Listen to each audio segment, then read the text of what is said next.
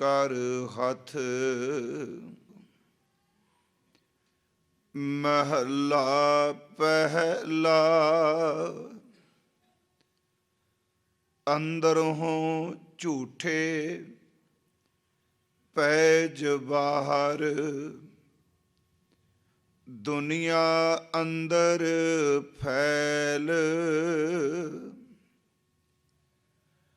68 ਤੀਰਥ ਜੇ ਨਾਵਹਿ। ਉਤਰੈ ਨਾਹੀ ਮੈਲ। ਜਿਨ ਪਟ ਅੰਦਰ ਬਾਹਰ ਗੁੱਦੜ। ਤੇ ਭਲੇ ਸੰਸਾਰ। ਤਿਨ ਨਿਹੁ ਲੱਗਾ ਰੱਬ ਸੇਤੀ। ਦੇਖਨੇ ਵਿਚਾਰ। ਰੰਗ ਹਸੈ ਰੰਗ ਰੋਵਹਿ। ਚੁੱਪ ਭੀ ਕਰ ਜਾਹੇ। ਪਰਵਾਹ ਨਾਹੀ ਕਿਸੈ ਕੇਰੀ। ਬਾਜ ਸੱਚੇ ਨਾਹਾ। ਦਰ ਵਾਟ ਉਪਰ ਖਰਚ ਮੰਗਾ। ਜਬੈ ਦੇ ਤਾਂ ਖਾਹੇ। ਦੀਵਾਨ ਏਕੋ ਕਲਮ ਏਕਾ। ਹਮਾ ਤੁਮਾ ਮੇਲ। ਦਰ ਲੈ ਲੇਖਾ ਪੀੜ ਛੁਟੈ। ਨਾਨਕਾ ਜਿਉ ਤੇਲ। ਦੀਵਾਨ ਏਕੋ ਕਲਮ ਏਕਾ। ਹਮਾ ਤੁਮਾ ਮੇਲ। ਦਰ ਲੈ ਲੇਖਾ ਪੀੜ ਛੁਟੈ। ਨਾਨਕਾ ਜਿਉ ਤੇਲ। ਵਾਹਿਗੁਰੂ ਜੀ ਕਾ ਖਾਲਸਾ। ਸਤਿਗੁਰੂ ਸਾਹਿਬ ਸ੍ਰੀ ਗੁਰੂ ਗ੍ਰੰਥ ਸਾਹਿਬ ਮਹਾਰਾਜ ਜੀ ਦੀ ਪਾਵਨ ਪਵਿੱਤਰ ਹਜ਼ੂਰੀ ਅੰਦਰ ਸੋਭਾਏਮਾਨ ਗੁਰੂ ਸਵਾਰੇ ਸਤ ਸੰਗੀ ਚਨਿਓ। ਸਤਿਗੁਰੂ ਜੀ ਦੀ ਆਸਾ ਕੀ ਵਾਰ ਦੇ ਨਾਲ, ਆਸਾ ਕੀ ਵਾਰ ਦੀ 20ਵੀਂ ਪੌੜੀ ਦੇ ਨਾਲ ਜੋ ਸ਼ਲੋਕ ਗੁਰਦੇਵ ਨੇ ਦਰਜ ਕੀਤੇ ਨੇ, ਇਹ 2 ਸ਼ਲੋਕ ਸਤਿਗੁਰੂ ਗੁਰੂ ਨਾਨਕ ਸਾਹਿਬ ਮਹਾਰਾਜ ਉਹਨਾਂ ਦੀ ਮੁਬਾਰਕ ਰਸਨਾ ਤੋਂ ਉਚਾਰਨ ਕੀਤੇ ਹੋਏ ਨੇ। ਪਹਿਲੇ ਸ਼ਲੋਕ ਦੀ ਵਿਚਾਰ ਗੁਰੂ ਕਿਰਪਾ ਨਾਲ ਆਪਾਂ ਸੁਭਾ ਕੀਤੀ ਸੀ, ਔਰ ਦੂਸਰੇ ਸ਼ਲੋਕ ਦਾ ਪਾਠ ਜੋ ਸ਼ਲੋਕ ਵਿਚਾਰ ਅਧੀਨ ਹੈ, ਆਪ ਜੀ ਨੇ ਹੁਣ ਸਰਵਣ ਕੀਤਾ ਹੈ। ਇਸ ਸ਼ਲੋਕ ਵਿੱਚ ਮਹਾਰਾਜ ਜੀ ਨੇ 2 ਬਚਨ ਕੀਤੇ ਨੇ।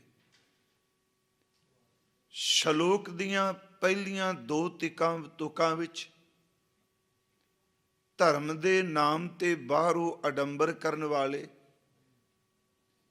ਲੋਕਾਂ ਵਿੱਚ ਅਡੰਬਰ ਕਰਕੇ ਆਪਣੀ ਝੂਠੀ ਇੱਜ਼ਤ ਬਣਾਉਣ ਵਾਲੇ,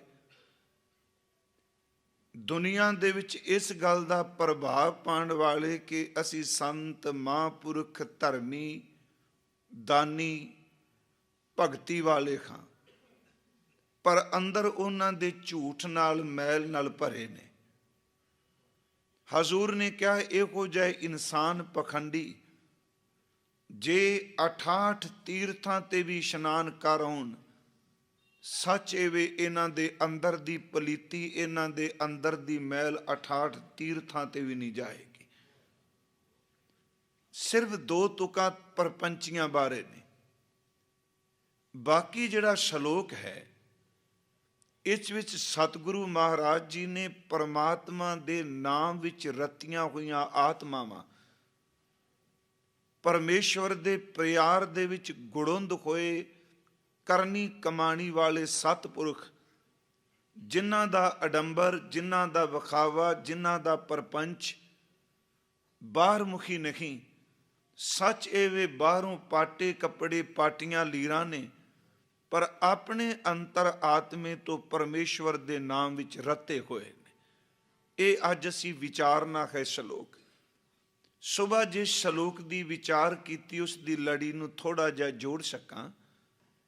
ਹਜ਼ੂਰ ਨੇ ਸ਼ਬਦ ਵਰਤੇ ਸਨ ਕਿ ਮਨੁੱਖ ਜਿਹੜੇ ਆਪਣੀ ਜ਼ਬਾਨ ਤੋਂ ਫਿੱਕਾ ਰੁੱਖਾ ਬੋਲਦੇ ਨੇ, ਉਹਨਾਂ ਫਿੱਕਾ ਬੋਲਣ ਵਾਲਿਆਂ ਦੇ ਜੀਵਨ ਉੱਪਰ ਮਾਨਸਿਕ ਤੌਰ ਤੇ ਵੀ ਤੇ ਸਰੀਰਕ ਤੌਰ ਤੇ ਵੀ ਉਸ ਬੋਲ ਦਾ ਅਸਰ ਹੁੰਦਾ ਹੈ।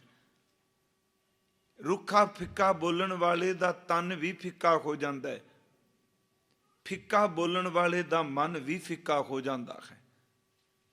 ਲੋਕ ਉਸ ਨੂੰ ਮੁਹੱਲੇ ਵਿੱਚ, ਸਮਾਜ ਵਿੱਚ, ਪਰਾ ਜਾਂ ਬਰਾਦਰੀ ਵਿੱਚ ਇਸ ਗੱਲ ਤੋਂ ਮਸ਼ਹੂਰ ਕਰ ਦਿੰਦੇ ਨੇ, ਇਹ ਬੰਦਾ ਬਹੁਤ ਫਿੱਕਾ ਜੇ, ਇਹਦਾ ਕੋਈ ਪਤਾ ਨਹੀਂ ਨੇ ਜ਼ਬਾਨ ਤੋਂ ਕੀ ਬੋਲ ਦੇਣਾ ਹੈ। ਉਹਨੂੰ ਫਿੱਕਾ ਕਰਕੇ ਬੁਲਾਇਆ ਜਾਂਦਾ ਹੈ।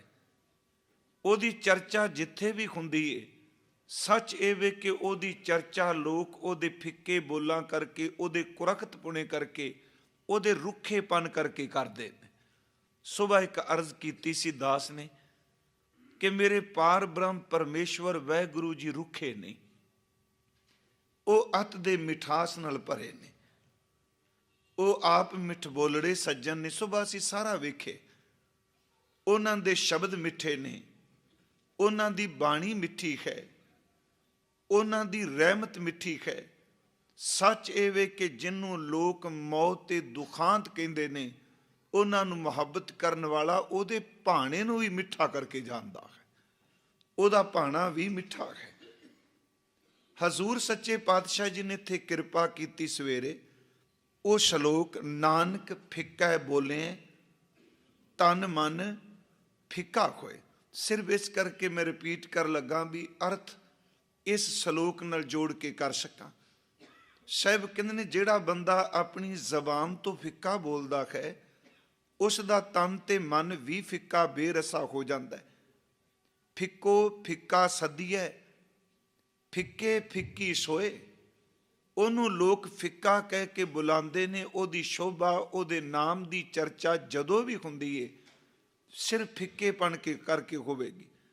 ਫਿੱਕਾ ਬੰਦਾ ਰੱਬ ਦੀ ਦਰਗਾਹ ਦੇ ਵਿੱਚ ਵੀ ਸਵੀਕਾਰ ਨਹੀਂ।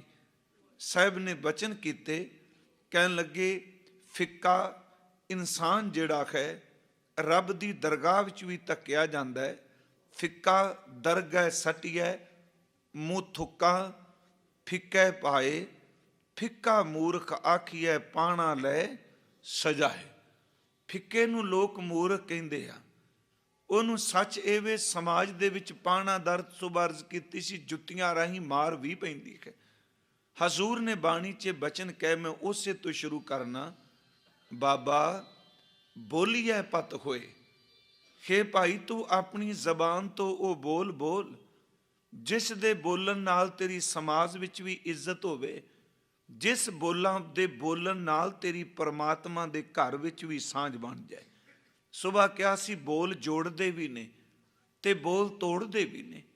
ਇਸੇ ਕਰਕੇ ਗੁਰੂ ਨਾਨਕ ਸਾਹਿਬ ਨੇ ਅਕਾਲ ਪੁਰਖ ਵਾਹਿਗੁਰੂ ਜੀ ਦੇ ਚਰਨਾਂ ਵਿੱਚ ਆਪਣੇ ਵੱਲੋਂ ਇੱਕ ਅਰਦਾਸ ਬੇਨਤੀ ਕਰਕੇ ਪ੍ਰਸ਼ਨ ਕੀਤਾ, ਹੇ ਦਾਤਾਰ ਪ੍ਰਭੂ, ਇੱਕ ਕਿਰਪਾ ਕਰਕੇ ਮੈਨੂੰ ਦੱਸੋ ਕਿ ਕਿਹੜੀ ਕੀਮਤੀ ਤੋਹਫਾ, ਕਿਹੜੀ ਭੇਟਾ ਤੁਹਾਡੇ ਚਰਨਾਂ ਵਿੱਚ ਲਿਆ ਕੇ ਰੱਖਾਂ, ਜਿਸ ਕਰਕੇ ਤੇਰੇ ਦਰਬਾਰ ਦੇ ਮੈਨੂੰ ਦਰਸ਼ਨ ਹੋ ਜਾਣ, ਮੈਂ ਤੇਰੇ ਘਰ ਦੇ ਦੀਦਾਰ ਪਾ ਸਕਾਂ। ਉੱਥੇ ਦੂਸਰਾ ਬਚਨ ਕੀਤਾ, ਹੇ ਮੇਰੇ ਮਾਲਿਕ, ਮੈਨੂੰ ਕਿਰਪਾ ਕਰਕੇ ਇਹ ਵੀ ਸਮਝਾ ਦਿਓ ਕਿ ਆਪਣੀ ਜ਼ਬਾਨ ਤੋਂ ਕਿਹੜੇ ਬੋਲ ਬੋਲਾਂ ਜਿਨ੍ਹਾਂ ਬੋਲਾਂ ਨੂੰ ਸੁਣ ਕੇ ਤੁਸੀਂ ਮੈਨੂੰ ਪਿਆਰ ਕਰਨ ਲੱਗ ਪਓ। ਉੱਥੇ ਵੀ ਸ਼ਬਦ ਮਹਾਰਾਜ ਜੀ ਨੇ ਬੋਲ ਵਰਤਿਆ। ਅਸੀਂ ਜਪਜੀ ਸਾਹਿਬ ਦੀ ਇਹ ਪੌੜੀ ਰੋਜ਼ ਪੜ੍ਹਦੇ ਹਾਂ, ਸਾਚਾ ਸਾਹਿਬ ਸਾਚ ਨਾਏ, ਪਰਮਾਤਮਾ ਵਾਹਿਗੁਰੂ ਸੱਚ ਹੈ, ਉਹਦਾ ਨਾਮਨਾ ਵੀ ਸੱਚ ਹੈ।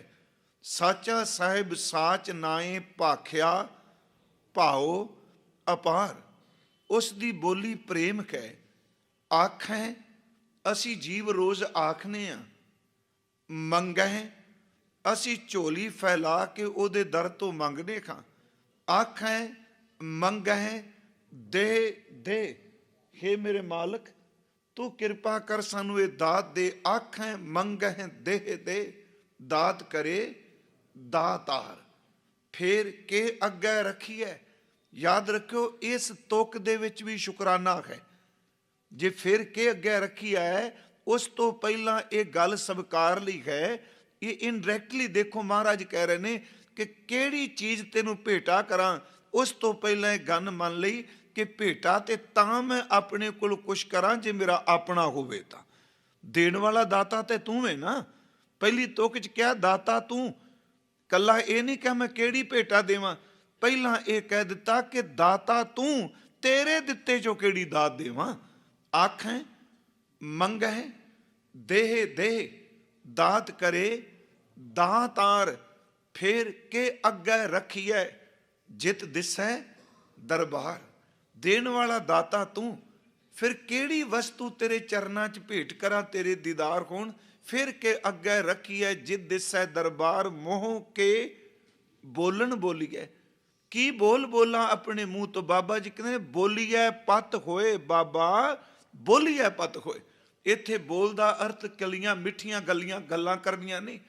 ਅਸਲ 'ਚ ਬੋਲ ਦਾ ਅਰਥ ਹੈ ਕਿ ਸੀਨੇ ਦੇ ਪਿਆਰ ਵਿੱਚੋਂ ਭਿੱਜੇ ਹੋਏ ਰੱਬ ਦੇ ਨਾਮ ਦੇ ਬੋਲ, ਉਹਦੇ ਸਿਮਰਨ ਦਾ ਬੋਲ।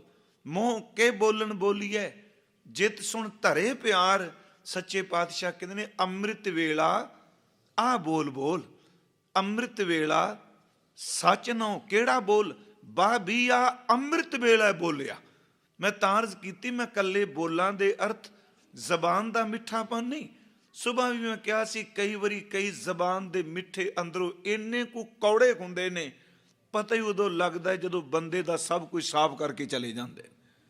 ਮਿੱਠ ਬੋਲੜੇ ਬੜੇ ਲੱਗਦੇ। ਇੱਥੇ ਮੈਂ ਤਾਂ ਅਰਜ਼ ਕੀਤੀ ਬੋਲ ਦਾ ਅਰਥ ਕੱਲੀਆਂ ਗੱਲਾਂ ਨਹੀਂ, ਅਸਲ 'ਚ ਉਹ ਬੋਲ ਜਿਹਨੂੰ ਸੁਣ ਕੇ ਪ੍ਰਭੂ ਪਿਆਰ ਕਰੇ। ਸਾਹਿਬ ਨੇ ਕਿਹਾ ਅੰਮ੍ਰਿਤ ਵੇਲਾ ਸੱਚ ਨਾਉ, ਬੋਲ ਉਹਦੇ ਨਾਮ ਨੂੰ ਅੰਮ੍ਰਿਤ ਵੇਲੇ। ਇਹ ਬੋਲ ਬੋਲਣ ਨਾਲ ਇੱਜ਼ਤ ਮਿਲੇਗੀ। ਇਹ ਬੋਲ ਜਦੋਂ ਰੱਬ ਦੀ ਦਰਗਾਹ ਵਿੱਚ ਸੁਣੀਚਣਗੇ, ਉਦੋਂ ਫਿਰ ਸਾਹਿਬ ਕਹਿੰਦੇ ਨੇ ਬਾਬੀਆ ਅੰਮ੍ਰਿਤ ਵੇਲੇ ਬੋਲਿਆ ਤਾਂ ਦਰ ਸੁਣੀ ਪੁਕਾਰ, ਮੇਘਾਂ ਨੂੰ ਫਰਮਾਨ ਹੋਵਾ ਵਰਸੋ ਕਿਰਪਾ ਧਾਰ। ਸੁਣੀ ਗਈ ਮੋਹ ਕੇ ਬੋਲਣ ਬੋਲੀਐ ਜਿਤ ਸੁਣ ਧਰੇ ਪਿਆਰ, ਅੰਮ੍ਰਿਤ ਵੇਲਾ ਸੱਚ ਨਾਉ ਵਡਿਆਈ ਵਿਚਾਰ। ਕਰਮੀ ਆਵੇ ਕਪੜਾ ਨਦਰੀ ਮੋਖ ਦੁਆਰ। ਮੈਂ ਬੇਨਤੀ ਕਰ ਰਿਹਾ ਬਾਬਾ ਬੋਲੀਐ ਪਤ ਹੋਏ। ਹੇ ਭਾਈ ਐਸੇ ਬੋਲ ਬੋਲ ਜਿਹਦੇ ਨਾਲ ਤੇਰੀ ਇੱਜ਼ਤ ਬਣੇ ਪ੍ਰਭੂ ਦੀ ਦਰਗਾਹ 'ਚ, ਜਿਹਦੇ ਨਾਲ ਤੇਰੀ ਸਾਂਝ ਬਣ ਜਾਏ ਪਰਮਾਤਮਾ ਦੇ ਘਰ ਵਿੱਚ। ਤੇ ਸੱਚ ਵਿੱਚ ਚਲੋ ਗੁਰਮੁਖ ਪਿਆਰੇ ਕਹਿ ਰਹੇ ਸਨ ਸਿਮਰਨ ਬਾਰੇ, ਬੋਲਣ ਤੋਂ ਬਿਨਾਂ ਸਿਮਰਨ ਦੀ ਜਾਂਚ ਵੀ ਨਹੀਂ ਹੁੰਦੀ। ਇੱਕ ਵਾਰ ਅਰਜ਼ ਮੈਂ ਕੀਤੀ ਸੀ ਜਪ ਤੇ ਸਿਮਰਨ, ਚਲੋ ਵੈਸੇ ਤਾਂ ਸਿਮਰਨ ਦਾ ਅਰਥ ਯਾਦ ਹੀ ਹੈ ਨਾ। ਕੋਈ ਇਨਸਾਨ ਦੁਨੀਆ 'ਚ ਐਸਾ ਨਹੀਂ ਜਿਹਦੇ ਅੰਦਰ ਹਰ ਵਕਤ ਸਿਮਰਨ ਨਹੀਂ ਚੱਲਦਾ। ਮੈਂ ਸਿਰਫ ਲਫ਼ਜ਼ ਸਿਮਰਨ ਵਰਤਾਂਗਾ। ਕੋਈ ਇਨਸਾਨ ਨਿੱਕੇ ਬੱਚੇ ਤੋਂ ਲੈ ਕੇ ਬਜ਼ੁਰਗ ਤੱਕ ਹਰ ਬੰਦੇ ਅੰਦਰ ਸਿਮਰਨ ਚੱਲ ਰਿਹਾ। ਫਰਕ ਇੰਨਾ ਹੈ, ਉਹ ਸਿਮਰਤੀ ਵਿੱਚ ਜਾਂ ਤਾਂ ਮਾਇਆ ਦਾ ਚਿੰਤਨ ਚੱਲਦਾ ਹੈ, ਜਾਂ ਕਨਕ ਕਾਮਨੀ ਦਾ ਚਿੰਤਨ ਚੱਲਦਾ ਹੈ, ਜਾਂ ਉਹਦੇ ਵਿੱਚ ਮਿੱਤਰਾਂ ਦਾ, ਦੁਸ਼ਮਣਾਂ ਦਾ, ਪਰਿਵਾਰ ਦੇ ਜੀਆਂ ਦਾ ਚਿੰਤਨ ਚੱਲਦਾ ਹੈ, ਜਾਂ ਆਪਣੀ ਪਕੜ ਦਾ ਚਿੰਤਨ ਚੱਲਦਾ ਹੈ। ਹਰ ਬੰਦੇ ਦੇ ਮਨ ਵਿੱਚ ਸਿਮਰਤੀ ਦੇ ਵਿੱਚ ਲਗਾਤਾਰ ਕੋਈ ਨਾ ਕੋਈ ਯਾਦ ਚੱਲਦੀ ਰਹਿੰਦੀ ਏ। ਬਸ ਇਹੀ ਗੁਰੂ ਕਰਦਾ ਹੈ, ਉਸ ਦੁਨੀਆ ਦੀ ਯਾਦ ਨੂੰ ਜਦੋਂ ਪਰਮਾਤਮਾ ਦੀ ਯਾਦ ਵਿੱਚ ਬਦਲ ਦਈਏ ਤੇ ਉਹ ਸਿਮਰਨ ਸਾਡੀ ਜ਼ਿੰਦਗੀ ਦਾ ਪਾਰ ਉਤਾਰਾ ਕਰਦਾ ਹੈ। ਚੇਤਾ ਤਾਂ ਚੱਲ ਰਿਹਾ ਹੈ। ਜਪ ਤੋਂ ਬਿਨਾਂ ਸਿਮਰਨ ਨਹੀਂ, ਬੋਲਣ ਤੋਂ ਬਿਨਾਂ ਸਿਮਰਨ ਹੋ ਹੀ ਨਹੀਂ ਸਕਦਾ। ਜਪ ਕਰਾਂਗੇ ਤੇ ਅਜਪ ਬਣੇਗਾ, ਜੇ ਜਪ ਨਹੀਂ ਕੀਤਾ ਤੇ ਅਜਪ ਕਿੱਥੋਂ ਬਣ ਜਾਏਗਾ। ਆਤਮ ਉਪਦੇਸ਼ ਭੇਦ ਸਿਮਰਨ ਕੋ, ਜਾਪ ਸੋ ਜਪਾ ਜਾਪੈ, ਜਾਪ ਸੋ ਅਜਪਾ ਜਾਪੈ, ਸਦਾ ਰਹੇ ਕੰਚਨ ਸੀ ਕਾਇਆ, ਕਾਲ ਨਾ ਕਬੂ ਵਿਆਪੈ। ਗੁਰੂ ਗੋਬਿੰਦ ਸਿੰਘ ਜੀ ਮਹਾਰਾਜ। ਫਿਰ ਮੈਂ ਬੇਨਤੀ ਕਰਾਂਗਾ, ਸੁਬਹ ਅਰਜ਼ ਕੀਤੀ ਫਿੱਕਾ ਬੋਲ, ਪਰ ਅਸੀਂ ਜ਼ਬਾਨ ਤੋਂ ਕੀ ਬੋਲੀਏ। ਦੇਖੋ ਸਿਮਰਨ ਵਿੱਚ ਭਿੱਜੀ ਹੋਈ ਆਤਮਾ ਜਦੋਂ ਵੀ ਬੋਲੇਗੀ ਉਹ ਕੱਲੇ ਬੋਲ ਨਹੀਂ, ਸੱਚ ਇਹ ਵੀ ਉਹ ਬਚਨ ਹੋ ਜਾਂਦੇ ਨੇ। ਫਿਰ ਮੈਂ ਚਲੋ ਅਰਜ਼ ਕਰਨਾ, ਹਾਲਾਂ ਬਾਬਾ ਜੀ ਨੇ ਬਾਣੀ 'ਚ ਕਿਹਾ ਕਿ ਬੋਲਾਇਆ ਬੋਲੀ ਤੇਰਾ, ਮੈਂ ਤੇਰਾ ਬੁਲਾਇਆ ਬੋਲਣਾ, ਬੇਸ਼ੁਮਾਰ ਅਥਾ ਅਗੰਤ ਅਤੋਲੇ, ਜਿਉਂ ਬੁਲਾਵੋ ਤਿਉ ਨਾਨਕ ਦਾਸ ਬੋਲੇ। ਜਾਂ ਇਹ ਵੀ ਸ਼ਬਦ ਮਹਾਰਾਜ ਜੀ ਨੇ ਵਰਤੇ ਨੇ ਅੰਮ੍ਰਿਤ ਬਾਣੀ 'ਚ ਕਿ ਖਾਓ ਆਪੋਂ ਬੋਲ ਨਾ ਜਾਣਦਾ। ਕਿਉਂਕਿ ਮੇਰੇ ਕੋਲ ਟਾਈਮ ਉਹਨਾਂ ਕੁ ਸੀ, ਮੈਂ ਕਥਾ ਆਸਾ ਕੀ ਵਾਰ ਸਮਾਪਤ ਕਰਨੀ ਚਾਹੁੰਦਾ ਇਸ ਮਹੀਨੇ 'ਚ, ਅਗਲੇ ਮਹੀਨੇ ਦੇ ਵਿੱਚ ਤੱਕ ਬਾਹਰ ਮੈਂ ਜਾਣਾ ਹੈ। ਪਰ ਇਸ ਕਰਕੇ ਮੈਂ ਥੋੜਾ ਜਿਹਾ ਰੋਕ ਕੇ ਇਹ ਬੜੇ ਸੰਖੇਪ ਜੈਸੀ ਵਿਚਾਰ ਰਹੇ। ਹਾਲਾਂਕਿ ਬੋਲ ਦੀ ਜਿਤਨੀ ਮਰਜ਼ੀ ਵਿਆਖਿਆ ਕਰੋ, ਇੱਥੇ ਹਜ਼ੂਰ ਨੇ ਸ਼ਬਦ ਵਰਤੇ ਨੇ ਕਿ ਮੈਂ ਬੋਲਣਾ ਨਹੀਂ ਜਾਣਦਾ, ਹਉ ਆਪੋਂ ਬੋਲ ਨਾ ਜਾਣਦਾ, ਮੈਂ ਕਹਿਆ ਸਭ ਹੁਕਮਾਓ ਜੀਓ, ਬੇਸ਼ੁਮਾਰ ਅਥਾ ਅਗੰਤ ਅਤੋਲੇ, ਜਿਉਂ ਬੁਲਾਵੋ ਤਿਉਂ ਨਾਨਕ ਦਾਸ ਬੋਲੇ। ਜਿਵੇਂ ਤੁਸੀਂ ਬੁਲਾਉਂਦੇ ਹੋ ਮੈਂ ਬੋਲਣਾ। ਫਿਰ ਅਰਜ਼ ਕਰਾਂਗਾ, ਅਸੀਂ ਇਕੱਲੇ ਜ਼ਬਾਨ ਦੇ ਬੋਲ ਨਹੀਂ, ਸੱਚ ਇਹ ਵੇ ਕਿ ਜਦੋਂ ਸਿਮਰਨ ਵਿੱਚ ਜੁੜੀ ਹੋਈ ਆਤਮਾ ਬੋਲਦੀ ਏ, ਉਹਦੇ ਬੋਲ ਦੁਨੀਆ ਦੇ ਬੋਲ ਨਹੀਂ ਰਹਿੰਦੇ, ਉਹ ਬਚਨ ਬਣ ਜਾਂਦੇ ਨੇ। ਮੈਂ ਸ਼ਬਦ ਵਰਤਿਆ ਬਚਨ, ਉਹਦੇ ਬੋਲਾਂ ਦੇ ਵਿੱਚ ਤਾਕਤ ਆ ਜਾਂਦੀ ਹੈ। ਉਹਦੇ ਬੋਲ ਸਦੀਆਂ ਭਰ ਵੀ ਲੋਕ ਚੇਤੇ ਕਰਨ ਤੇ ਚੇਤੇ ਰੱਖਿਓ, ਉਹਨਾਂ ਬੋਲਾਂ ਵਿੱਚ ਉਦੋਂ ਵੀ ਤਾਕਤ ਮਿਲਦੀ ਹੈ। ਇਹਨੂੰ ਥੋੜਾ ਜਿਹਾ ਧਿਆਨ ਨਾਲ ਸੁਣਿਓ ਇਸ ਬੇਨਤੀ ਨੂੰ। ਜਪਜੀ ਸਾਹਿਬ ਦੀ ਬਾਣੀ ਸਨ 1539 ਤੋਂ ਪਹਿਲਾਂ ਉਚਾਰਨ ਕੀਤੀ ਗਈ। 1539 ਨੂੰ ਗੁਰੂ ਨਾਨਕ ਸਾਹਿਬ ਜੀ ਨੇ ਸਰੀਰਕ ਚੋਲਾ ਤਿਆਗਿਆ। 1539 ਤੋਂ ਪਹਿਲਾਂ ਜਪਜੀ ਸਾਹਿਬ ਦੀ ਬਾਣੀ ਉਚਾਰਨ ਕੀਤੀ ਗਈ। ਤੁਸੀਂ ਉਸ ਤੋਂ ਬਾਅਦ ਬਾਕੀ ਬਾਣੀਆਂ ਹੁੰਦੇ ਕਿ ਉਸ ਕਾਲ ਤੋਂ ਲੈ ਕੇ ਅੱਜ ਤੱਕ ਪੰਜਾਬੀ ਦੀਆਂ ਕਾਵਕ ਕਿੰਨੀਆਂ ਕੁ ਰਚਨਾ ਹੋ ਗਈਆਂ, ਕੋਈ ਗਿਣਤੀ ਨਹੀਂ। ਕਿੰਨੀ ਕਵਿਤਾ ਰਚੀ ਗਈ, ਕਿੰਨੀਆਂ ਖੁੱਲੀਆਂ ਕਵਿਤਾ ਰਚੀਆਂ। ਪਰ ਮੈਂ ਇੱਕ ਬੇਨਤੀ ਕਰਾਂਗਾ, ਕਿਸੇ ਨਾਲ ਨਫ਼ਰਤ ਕਰਕੇ ਨਹੀਂ। ਰਚਨਾਵਾਂ ਉਹ ਵੀ ਪਈਆਂ ਨੇ, ਅੱਖਰ ਉਹ ਵੀ ਗੁਰਮੁਖੀ ਦੇ 35 ਨੇ, ਇਹ ਵੀ ਗੁਰਮੁਖੀ ਦੇ 35 ਅੱਖਰਾਂ 'ਚ ਹੈ। ਪਰ ਕਦੀ ਉਸ ਕਾਵਕ ਰਚਨਾ ਨੂੰ ਪੜ੍ਹ ਕੇ ਰੋਜ਼ਾਨਾ ਕਿਸੇ ਨੇ ਪਾਠ ਨਹੀਂ ਕੀਤਾ, ਰੋਜ਼ਾਨਾ ਕਿਸੇ ਨੇ ਰਸ ਨਹੀਂ ਲਿਆ। ਕਿਉਂਕਿ ਕਈ ਵਾਰੀ ਦਿਮਾਗ ਵਿੱਚ ਆਏ ਹੋਏ ਖਿਆਲ ਜ਼ਬਾਨ ਦੇ ਬੋਲ ਤੇ ਖੱਤਾਂ ਦੇ ਅੱਖਰ ਬਣ ਜਾਂਦੇ ਨੇ। ਪਰ ਜਿਹੜੇ ਗੁਰੂ ਗ੍ਰੰਥ ਸਾਹਿਬ ਦੀ ਬਾਣੀ ਵਿੱਚ ਅੰਮ੍ਰਿਤ ਬੋਲ ਨੇ, ਇਹ ਚੇਤੇ ਰੱਖਿਓ, ਬੋਧਕ ਤਲ ਤੇ ਆਏ ਹੋਏ ਬੋਲ ਨਹੀਂ, ਇਹ ਆਤਮ ਪਰਮਾਤਮ ਵਿੱਚ ਅਭੇਦਤਾ, ਗੁਰੂ ਆਪ ਪਾਰ ਬ੍ਰਹਮ ਵਿੱਚ ਅਭੇਦ ਹੈ। ਤੇ ਜਦੋਂ ਗੁਰੂ ਬੋਲਦਾ ਹੈ, ਉਹਦੇ ਬੋਲ ਸਦੀਆਂ ਭਰ ਪਏ ਰਹਿਣ ਤੇ ਸਦੀਆਂ ਬਾਅਦ ਵੀ ਕੋਈ ਪੜੇਗਾ, ਉਸ ਬੋਲਾਂ ਵਿੱਚੋਂ ਤਾਕਤ ਜ਼ਰੂਰ ਰਹੇਗੀ, ਉਹ ਤਾਕਤ ਘਟੇਗੀ ਨਹੀਂ। ਮੈਂ ਤਾਂ ਅਰਜ਼ ਕੀਤੀ, ਸਿਮਰਨ ਵਾਲੇ ਦੇ ਬੋਲਾਂ 'ਚ ਤਾਕਤ ਹੈ। ਅਸੀਂ ਸਤਿਗੁਰੂ ਦੇ ਇੱਕ ਬਚਨ ਜਪਜੀ ਸਾਹਿਬ 'ਚ ਪੜ੍ਹਦੇ ਹਾਂ, ਕਰਮ ਖੰਡ ਕੀ ਬਾਣੀ ਜ਼ੋਰ। ਬਾਣੀ ਜ਼ੋਰ ਦਾ ਅਰਥ ਕੀ ਹੈ ਕਿ ਜਦੋਂ ਬਖਸ਼ਿਸ਼ ਦੇ ਖੰਡ ਵਿੱਚ ਕੋਈ ਜਾਂਦਾ ਹੈ, ਉਹਦੇ ਬੋਲਾਂ ਦੇ ਵਿੱਚ ਤਾਕਤ, ਉਹਦੇ ਬੋਲਾਂ ਵਿੱਚ ਸ਼ਕਤੀ ਆ ਜਾਂਦੀ। ਤੇ ਦਾਸ ਨੇ ਸ਼ਬਦ ਤਾਂ ਕਿਹਾ ਹੈ ਕਿ ਮਹਾਂਪੁਰਖਾਂ ਕਾ ਬੋਲਣਾ ਹੋਵੇ ਕਿਸੇ ਪਰਥਾਏ। ਜਦੋਂ ਉਹ ਬੋਲਦੇ ਨੇ, ਉਹ ਬਚਨ ਕਰਦੇ ਨੇ, ਤੇ ਮਹਾਰਾਜ ਕਹਿੰਦੇ ਨੇ ਉਹਨਾਂ ਬੋਲਾਂ ਵਿੱਚ ਇੰਨੀ ਕੁ ਐਨਰਜੀ ਹੁੰਦੀ ਹੈ, ਕੱਲੇ ਉਹ ਬੋਲ ਨਹੀਂ, ਕਮਾਈ ਵਾਲੇ ਦੀ ਆਪਣੀ ਕਮਾਈ ਉਹਨਾਂ ਬੋਲਾਂ ਵਿੱਚ ਸਮਾ ਜਾਂਦੀ ਏ। ਇਹੀ ਕਾਰਨ ਕਿ ਗੁਰਬਾਣੀ ਸਾਰੇ ਬੋਲ ਨੇ, ਗੁਰਬਾਣੀ ਸਾਰੇ ਅੱਖਰਾਂ ਦੀ ਬਣਤਰ ਹੈ, ਗੁਰਬਾਣੀ ਸਾਰੇ ਬਚਨ ਨੇ। ਪਰ ਜਦੋਂ ਇਹਨਾਂ ਬਚਨਾਂ ਨੂੰ ਪੜ੍ਹਦੇ ਹਾਂ, ਸਾਡੇ ਅੰਦਰ ਨੂੰ ਕਿਉਂ ਟਿਕਾ ਮਿਲਦਾ ਹੈ? ਕਿਉਂਕਿ ਇਹਨਾਂ ਬੋਲਾਂ ਵਿੱਚ ਗੁਰੂ ਆਪ ਸਮਾਇਆ ਹੋਇਆ ਹੈ, ਵਿੱਚ ਉਹਦੇ ਕਮਾਈ ਸਮਾਈ। ਜੇ ਤੁਸੀਂ ਜਪਜੀ ਸਾਹਿਬ ਪੜ੍ਹਦੇ, ਦਾ ਮਤਲਬ ਇਹ ਥੋੜ੍ਹਾ ਅੱਖਰ ਨੇ, ਇਹਦੇ ਅੱਖਰਾਂ ਵਿੱਚ ਗੁਰੂ ਨਾਨਕ ਸਾਹਿਬ ਆਪ ਸਮਾਇਆ ਹੋਇਆ ਹੈ। ਸੁਖਮਨੀ ਸਾਹਿਬ ਪੜ੍ਹਦੇ ਹੋ, ਉਸ ਬਾਣੀ ਵਿੱਚ ਗੁਰੂ ਅਰਜੁਨ ਦੇਵ ਜੀ ਦਾ ਆਪਾ ਸਮਾਇਆ ਹੋਇਆ।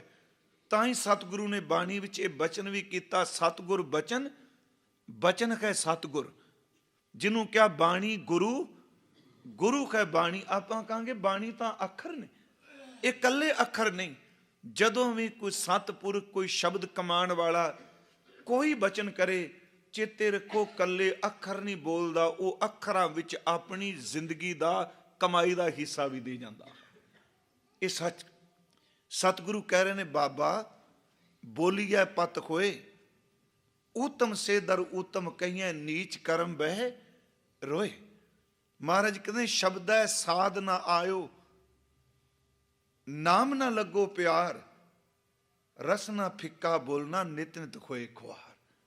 ਜਿਸ ਬੰਦੇ ਨੂੰ ਸ਼ਬਦ ਦਾ ਰਸ ਨਹੀਂ ਆਇਆ, ਮੈਂ ਇੱਕ ਫਿਰ ਬੇਨਤੀ ਕਰਾਂਗਾ, ਕਿਸੇ ਦੀ ਨਿੰਦਿਆ ਕਰਕੇ ਨਹੀਂ, ਵਾਹਿਗੁਰੂ ਜੀ ਬਚਾਣ ਇਸ ਗੱਲ ਤੋਂ। ਪਰ ਜਿੰਨਾ ਬੰਦਾ ਰੁੱਖਾ ਬੋਲਦਾ ਰੱਬ ਦੇ ਨਾਂ ਤੇ, ਧਰਮ ਦੇ ਨਾਂ ਤੇ, ਇਹ ਗੱਲ ਚੇਤੇ ਰੱਖਿਓ, ਉਹਦਾ ਅੰਦਰ ਅੱਤ ਦਾ ਰੁੱਖਾ ਹੁੰਦਾ ਹੈ। ਸੁਬਾਹ ਮੈਂ ਇੱਕ ਬੇਨਤੀ ਕੀਤੀ ਸੀ, ਮੈਂ ਰਿਪੀਟ ਕਰ ਲੱਗਾ ਗੱਲ। ਮਾਚਿਸ ਦੀ ਤੀਲੀ ਘਰ ਫੂਕਦੀ ਹੈ, ਅੱਗ ਲਾ ਦਿੰਦੀ ਹੈ ਸ਼ਹਿਰ ਪੂਰੇ ਨੂੰ, ਪਰ ਅੱਜ ਤੱਕ ਕਦੀ ਵੀ ਕੋਈ ਮਾਚਿਸ ਦੀ ਤੀਲੀ ਆਪਣੇ ਮੂੰਹ ਨੂੰ ਸਾੜਨ ਤੋਂ ਬਿਨਾਂ ਦੂਜੇ ਨੂੰ ਨਹੀਂ ਸਾੜਦੀ ਦੇਖੀ। ਉਹ ਹੀ ਸਾੜੇਗੀ ਜਿਹੜੀ ਆਪ ਸੜੇਗੀ। ਜਿਸ ਬੰਦੇ ਦੇ ਬੋਲ ਯਾਦ ਰੱਖਿਓ ਤੁਹਾਡੇ ਅੰਦਰ ਨੂੰ ਖੰਡਾਉਂਦੇ ਹੋਣ, ਅੰਦਰ ਨੂੰ ਰੁੱਖਿਆਂ ਕਰਦੇ ਹੋਣ, ਅੰਦਰ ਨਿੰਦਿਆ ਪੈਦਾ ਕਰਦੇ ਹੋਣ, ਅੰਦਰ ਈਰਖਾ ਪੈਦਾ ਕਰਦੇ ਹੋਣ, ਜਿਹਨੂੰ ਸੁਣ ਕੇ ਜਿਹਦੇ ਬੋਲਾਂ ਨੂੰ ਅੰਦਰ ਸਿਰਫ ਤੇ ਸਿਰਫ ਖੰਡਾਓ ਪੈਦਾ ਹੋਵੇ, ਇਹ ਗੱਲ ਚੇਤੇ ਰੱਖਿਓ, ਉਸ ਬੰਦੇ ਦਾ ਅੰਦਰ ਖੁਦ ਸੜਿਆ, ਕਿਉਂਕਿ ਸੜਨ ਤੋਂ ਬਿਨਾਂ ਉਹਦੀ ਜੀਭ ਕਿਸੇ ਦੂਜੇ ਨੂੰ ਸਾੜ ਨਹੀਂ ਸਕਦੀ। ਸਤਿਗੁਰੂ ਨੇ ਕਿਹਾ ਰੱਬ ਦੀ ਦਰਗਾਹ 'ਚ ਫਿਟਕਾਰਾਂ ਨੇ ਫਿੱਕੇ ਬੋਲਣ ਵਾਲੇ। ਫਿਰ ਮੈਂ ਸ਼ਬਦ ਪੜਾਂਗਾ ਕਿ ਮਹਾਰਾਜ ਕਹਿੰਦੇ ਸ਼ਬਦੈ ਸਾਧ ਨਾ ਆਇਓ, ਨਾਮ ਨਾ ਲੱਗੋ ਪਿਆਰ, ਰਸ ਨਾ ਫਿੱਕਾ ਬੋਲਣਾ, ਨਿਤ ਨਿਤ ਹੋਏ ਖੁਆਰ। ਪਰ ਇੱਕ ਬਾਹਰ ਦੀ ਰਚਨਾ ਹੈ ਜੀ, ਚਲੋ ਬਾਣੀ ਚੋਂ ਨਹੀਂ। ਮੈਨੂੰ ਯਾਦ ਸੀ 10ਵੀਂ 'ਚ ਪੜ੍ਹਦੇ ਸਾਂ, ਹਿੰਦੀ ਮੀਡੀਅਮ ਸੀ, ਉਹ ਲੱਗੀ ਹੋਈ ਸੀ ਕਿ ਐਸੀ ਬਾਣੀ ਬੋਲੀਏ ਮਨ ਕਾ ਆਪਾ ਖੋਏ। ਵੈਸੇ ਉਹ ਕਬੀਰ ਸਾਹਿਬ ਦੇ ਨਾ ਬਾਣੀ 'ਚ ਨਹੀਂ ਹੈਗਾ, ਪਰ ਗੱਲ ਬੜੀ ਚੰਗੀ ਹੈ। ਕਹਿੰਦੇ ਨੇ ਆਪਣੀ ਈਗੋ ਨੂੰ ਮਾਰ ਕੇ ਜ਼ਬਾਨ ਤੋਂ ਬੋਲ ਬੋਲ, ਐਸੀ ਬਾਣੀ ਬੋਲੀਏ ਮਨ ਕਾ ਆਪਾ ਖੋਏ, ਔਰਨ ਕੋ ਸੀਤਲ ਕਹਿ ਰਹੇ ਆਪੂ ਸੀਤਲ ਹੋਏ। ਜੇ ਇਹੋ ਜੀ ਬਾਣੀ ਬੋਲੇਗਾ ਆਪ ਵੀ ਠੰਡਾ ਹੋਵੇਗਾ, ਜਿਹੜਾ ਤੈਨੂੰ ਸੁਣੇਗਾ ਉਹਨੂੰ ਵੀ ਠੰਡ ਪਏਗੀ। ਪਹਿਲੇ ਸਲੋਕ 'ਚ ਅਸੀਂ ਵਿਚਾਰਿਆ ਸੀ ਵੀ ਫਿੱਕਾ ਨਹੀਂ ਬੋਲਣਾ, ਜਰ ਲਈਏ, ਜਰਨ ਵਿੱਚ ਬੜਾ ਸੁੱਖ ਲੱਗਦਾ ਹੈ। ਸਤਿਗੁਰੂ ਨੇ ਅਗਲਾ ਸਲੋਕ ਜਿਹੜਾ ਬਖਸ਼ਿਸ਼ ਕੀਤਾ, ਪਹਿਲਾਂ ਮੈਂ 2 ਤੁਕਾਂ ਦੇ ਅਰਥ ਕਰਾਂਗਾ, ਉਸ ਤੋਂ ਬਾਅਦ ਜਿਹੜਾ ਅਗਲਾ ਸਲੋਕ ਹੈ, ਸੱਚ ਇਹ ਵੇ ਸਤਿਗੁਰੂ ਨੇ ਇਉਂ ਕਹਿ ਲਓ, ਰੱਬ ਦੀ ਬੰਦਗੀ ਵਿੱਚ ਰਤੀ ਹੋਈ ਰੂਹ, ਉਹਦਾ ਜੀਵਨ ਕੀ ਹੁੰਦਾ, ਉਹ ਸਲੋਕ ਵਿੱਚ ਅੱਜ ਦੱਸ ਦਿੱਤਾ। ਇਹ ਕੀ ਕਾਰਨ? ਪਹਿਲਾਂ ਪਖੰਡੀ ਦਾ ਜ਼ਿਕਰ ਕੀਤਾ, ਫਿਰ ਸੱਚਮੁੱਚ ਬੰਦਗੀ ਵਾਲੇ ਦਾ ਜ਼ਿਕਰ ਕੀਤਾ। ਇਹਦਾ ਮਤਲਬ ਇਹ ਵੇ ਕਿ ਹਰ ਬੰਦਾ ਪਖੰਡੀ ਨਹੀਂ। ਚੇਤੇ ਰੱਖੋ, ਪੱਥਰ ਪਹਾੜਾਂ ਵਿੱਚ ਬਹੁਤ ਨੇ, ਪਰ ਉਸ ਪੱਥਰਾਂ ਦੀ ਬਹੁਤਾਤ ਵਿੱਚ ਕਿਤੇ ਕੀਮਤੀ ਹੀਰਾ, ਮੋਤੀ, ਮਾਣਕ ਵੀ ਪਿਆ ਹੋਇਆ ਹੈ। ਜੰਗਲ ਵਿੱਚ ਬ੍ਰਿਕਸ਼ ਬੜੇ ਨੇ, ਪਰ ਬ੍ਰਿਕਸ਼ਾਂ ਦੀ ਬਹੁਤਾਤ ਦੇ ਵਿੱਚ ਕਿਤੇ ਚੰਦਨ ਦਾ ਬੂਟਾ ਵੀ 52 ਉਂਗਲਾ ਚੰਦਨ ਵੀ ਉਗਿਆ ਹੋਇਆ ਹੈ। ਪੰਛੀ ਬੜੇ ਨੇ ਕਾਲੇ ਰੰਗ ਦੇ, ਪਰ ਉਹਨਾਂ ਦੀ ਬਹੁਤਾਤ ਵਿੱਚ ਕਿਤੇ ਕੋਇਲ ਦੀ ਕੂਕੂ ਵੀ ਸੁਣਾਈ ਦਿੰਦੀ ਏ। ਯਾਦ ਰੱਖਿਓ, ਪਖੰਡੀਆਂ ਦੇ ਕਾਫਲੇ ਮਿਲਣਗੇ, ਪਰ ਇਸ ਗੱਲ ਨੂੰ ਭੁੱਲਿਓ ਨਾ, ਇਹਨਾਂ ਕਾਫਲਿਆਂ ਦੇ ਬਾਵਜੂਦ ਵੀ ਕਮਾਈ ਵਾਲਾ ਕਿਤੇ ਹੈ, ਸਿਮਰਨ ਕਰਨ ਵਾਲੇ। ਇਸੇ ਕਰਕੇ ਸਤਿਗੁਰੂ ਨੇ ਪਹਿਲਾ ਸ਼ਬਦ ਵਰਤਿਆ ਜੀ, ਮਹੱਲਾ ਪਹਿਲਾ। ਸ਼ਬਦ ਹੈ ਸਤਿਗੁਰੂ ਦਾ, ਅੰਦਰੋਂ ਝੂਠੇ ਪੈਜ ਬਾਹਰ। ਇਹ ਮੈਂ ਬੇਨਤੀ ਕਰਾਂਗਾ, ਇਹਦਾ ਪਾਠ ਅਕਸਰ ਕਾਲੀ ਵਿੱਚ ਅੰਦਰੋਂ ਕਰ ਜਾਂਦੇ ਆ, ਕੀਰਤਨ ਕਰਦੇ ਆ, ਹਾਏ ਨੂੰ ਔਂਕੜ ਨਹੀਂ ਬੋਲੀ ਜਾਂਦੀ, ਨਾਸਕੀ ਪਾਠ ਹੈ। ਦੇਖੋ ਪਾਠ ਹੈ ਅੰਦਰੋਂ, ਹਾਏ ਨੂੰ ਔਂਕੜ ਹੈ, ਤੇ ਪਾਠ ਕਰਨਾ ਅੰਦਰੋਂ, ਬੜਾ ਫਰਕ ਹੈ ਨਾ ਜੀ। ਅਰਥ ਭਾਵੇਂ ਇੱਕੋ ਨੇ, ਪਰ ਜੋ ਬਾਬਾ ਜੀ ਨੇ ਲਿਖਿਆ ਨਾ, ਆਪਾਂ ਉਸ ਉਚਾਰਨ ਨੇ, ਉਸ ਬੋਲ ਨੂੰ ਬੋਲੀਏ ਪੂਰਾ। ਅੰਦਰੋਂ ਝੂਠੇ, ਝੂਠੇ ਨਹੀਂ ਪੜਨਾ, ਇਹ ਜੱਜੇ ਨਾਲ ਨਹੀਂ, ਇਹ ਝੱਜੇ ਨਾਲ ਹੈ। ਮਹਾਰਾਜ ਗੁਰੂ ਨਾਨਕ ਸਾਹਿਬ ਕਹਿੰਦੇ ਨੇ ਬੜੇ ਬੰਦੇ, ਬੜੇ ਸਮਾਜ ਵਿੱਚ ਲੋਕ ਐਸੇ ਨੇ ਜਿਹੜੇ ਅੰਦਰੋਂ ਅੱਤ ਦੇ ਪਲੀਤ ਨੇ, ਅੰਦਰੋਂ ਝੂਠੇ ਨੇ। ਪੈਜ, ਪੈਜ ਦਾ ਅੱਖਰੀ ਅਰਥ ਹੁੰਦਾ ਇੱਜ਼ਤ। ਬਾਹਰ ਦਾ ਅਰਥ ਹੈ ਲੋਕਾਂ ਵਿੱਚ, ਅੰਦਰੋਂ ਅੱਤ ਦੇ ਝੂਠੇ ਨੇ ਤੇ ਬਾਹਰ ਲੋਕਾਂ ਵਿੱਚ ਇੱਜ਼ਤ ਉਹਨਾਂ ਦੀ ਬੜੀ ਬਣੀ। ਤੇ ਇਸ ਗੱਲ ਨੂੰ ਯਾਦ ਰੱਖੋ, ਸਦੀਆਂ ਪਹਿਲਾਂ ਬੋਲ ਕਹੇ ਅੱਜ ਵੀ ਹਿੰਦੁਸਤਾਨ ਦੀ ਧਰਤੀ ਤੇ ਬੋਲ ਸੱਤ ਨੇ। ਅੰਦਰੋਂ ਝੂਠੇ ਨੇ, ਬਾਹਰੋਂ ਇੱਜ਼ਤਾਂ ਬਣਾਈ ਬੈਠੇ ਨੇ ਲੋਕਾਂ ਦੇ ਵਿੱਚ। ਦੁਨੀਆ ਅੰਦਰ ਫੈਲ, ਸਤਿਗੁਰੂ ਨੇ ਸ਼ਬਦ ਵਰਤਿਆ, ਦੁਨੀਆ ਦਾ ਅਰਥ ਆਪਾਂ ਸਾਰੇ ਜਾਣਦੇ ਆ, ਆ ਸਾਡਾ ਸੰਸਾਰ। ਇੱਥੇ ਸਤਿਗੁਰੂ ਨੇ ਅੰਦਰ ਲਫ਼ਜ਼ ਵਰਤਿਆ, ਯਾਦ ਰੱਖਿਓ। ਅੰਦਰੋਂ ਝੂਠੇ ਪੈਜ, ਬਾਹਰ ਦੁਨੀਆ ਅੰਦਰ ਫੈਲ। ਫੈਲ ਦਾ ਅਰਥ ਹੈ ਅਡੰਬਰ ਕਰਨਾ, ਵਿਖਾਵਾ ਕਰਨਾ। ਮਹਾਰਾਜ ਕਹਿੰਦੇ ਨੇ ਬੜੇ ਬੰਦੇ ਐਸੇ ਜਿਹੜੇ ਅੰਦਰੋਂ ਝੂਠੇ ਨੇ, ਬਾਹਰੋਂ ਇੱਜ਼ਤ ਚਿੱਟੇ ਕੱਪੜੇ ਪਾਈ ਬੈਠੇ ਨੇ, ਲੋਕ ਉਹਨਾਂ ਦੇ ਪਿੱਛੇ ਬੈਠ ਨੇ। ਸਤਿਗੁਰੂ ਕਹਿੰਦੇ ਨੇ ਸੱਚ ਏਵੇ, ਅੱਜ ਰੂਹਾਨੀਅਤ ਦਾ ਕੋਈ ਮਾਪਦੰਡ ਨਹੀਂ, ਜਿੰਨੇ ਪਿੱਛੇ ਕਿਸੇ ਦੇ ਬੰਦੇ ਲੱਗ ਪਏ ਲੋਕੀ ਉਹਨੂੰ ਹੀ ਸਭ ਤੋਂ ਵੱਡਾ ਬ੍ਰਹਮ ਗਿਆਨੀ ਸਮਝਦੇ। ਇਹੀ ਸਿਸਟਮ ਹੈ ਹਿੰਦੁਸਤਾਨ ਜੀ, ਬਾਹਰ ਨਹੀਂ ਇਹੋ ਜਿਹਾ ਮਿਲੇਗਾ। ਅਮਰੀਕਾ ਕੈਨੇਡਾ ਵਿੱਚ ਕੋਈ ਪਖੰਡੀ ਵੋਟਾਂ ਦੀ ਰਾਜਨੀਤੀ ਖੇਡਦਾ ਨਹੀਂ ਮਿਲੇਗਾ। ਸੱਚ ਇਹ ਵੀ ਉੱਥੇ ਥਾਂ ਥਾਂ ਤੇ ਤੁਹਾਨੂੰ ਕਦੀ ਕੋਈ ਆ ਮੰਦਰ ਮਸੀਤਾਂ ਨਜ਼ਰ ਨਹੀਂ ਆਉਣਗੇ, ਪਰ ਆਪਣਾ ਤਾਂ ਅਸੀਂ ਦੇਖਦੇ ਹਾਂ। ਕੋਈ ਥਾਂ ਦੱਸੋ ਮੈਨੂੰ ਹਿੰਦੁਸਤਾਨ ਜਿਹੜੀ ਸੱਚੀ ਗੱਲ, ਲੋਕ ਪ੍ਰਾਈਮ ਲੋਕੇਸ਼ਨ ਦੇਖਦੇ ਆ। ਪਹਿਲਾਂ ਇੱਟ ਰੱਖਣਗੇ, ਦੂਜੇ ਦਿਨ ਦੀਵਾ ਬਾਲ ਜਾਣਗੇ, ਤਿੱਤੇ ਦੇ ਪਿੱਪਲ ਦਾ ਪੇਡਾ ਲਾ ਜਾਣਗੇ, ਸਾਲ ਕੁ ਬਾਅਦ ਉਹਦੇ ਵੱਡਾ ਹੋਣਾ ਹੈ ਤੇ ਅਗਲੇ ਸਾਲ ਉਹ ਮੰਦਰ ਬਣਿਆ ਹੋਵੇਗਾ। ਇਹ ਤੇ ਸਾਡੇ ਬੰਦੇ ਕਰਦੇ ਆ ਜੀ, ਕਬਜ਼ੇ ਕਰ ਕਰਕੇ ਗੁਰਦੁਆਰੇ ਬਣਾਈ ਜਾਣਗੇ। ਇਹ ਸੱਚ ਏਵੇ, ਜਿਸ ਬਾਬੇ ਨੇ ਸਿਖਾਈ ਏਵੇ ਕਿ ਪਰਾਇਆ ਹੱਕ ਖਾਓਗੇ ਤੇ ਗਾਂ ਤੇ ਸੂਰ ਹੋਵੇਗਾ, ਤੇ ਜਿਹੜਾ ਉਹਦੇ ਨਾਂ ਦਾ ਝੰਡਾ ਹੀ ਲੋਕਾਂ ਦੀ ਜ਼ਮੀਨ ਦੱਬ ਕੇ ਕਰਦਾ, ਉਹ ਤੇ ਧਰਮ ਦੀ ਗੱਲ ਕਿਤੇ ਹੋਵੇਗੀ? ਉਹਦੀ ਨੀਂਹ ਕਿੱਥੋਂ ਰੱਖੀ ਗਈ ਹੈ? ਫਿਰ ਮੇਰੀ ਬੇਨਤੀ ਸੁਣਿਓ, ਬੜੀਆਂ ਥਾਵਾਂ ਐਸੀਆਂ, ਹੁਣ ਕਈ ਥਾਵਾਂ ਜਿੱਥੇ ਪਾਣੀ ਗਰਮ ਨਿਕਲਦਾ ਉਹਦਾ ਆਪਣਾ ਇਤਿਹਾਸ ਜੋੜ ਲਿਆ। ਵੇਖੋ ਇਹਨੂੰ ਨਿੰਦਿਆ ਚੈਨਲ ਜਾਓ। ਮੈਂ ਗਿਆ ਕੈਨੇਡਾ 'ਚ ਅਪਸਪੋਰਟ ਜੀ, ਵੈਨਕੂਵਰ ਦੇ ਨੇੜੇ, ਟੋਰਾਂਟੋ ਵੀ ਗਏ। ਮੈਨੂੰ ਇੱਕ ਸੱਜਣ ਲੈ ਗਿਆ, ਕਾਫੀ ਸਮੇਂ ਪੁਰਾਣੀ ਗੱਲ ਹੈ।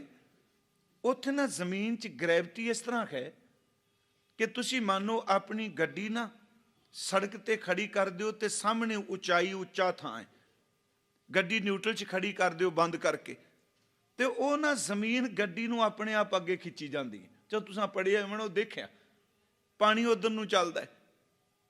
ਮੈਂ ਮਨ 'ਚ ਸੋਚਿਆ ਵੀ ਚਲੋ ਆਹ ਬਾਹਰਲਾ ਮੁਲਕ ਹੈ, ਜੇ ਕਿਤੇ ਖਿੱਚ ਇੰਡੀਆ ਵਿੱਚ ਹੁੰਦੀ, ਆਪਾਂ ਖਿੱਚ ਸਾਹਿਬ ਗੁਰਦੁਆਰਾ ਬਣਾਇਆ ਹੋਣਾ ਸੀ ਉੱਥੇ।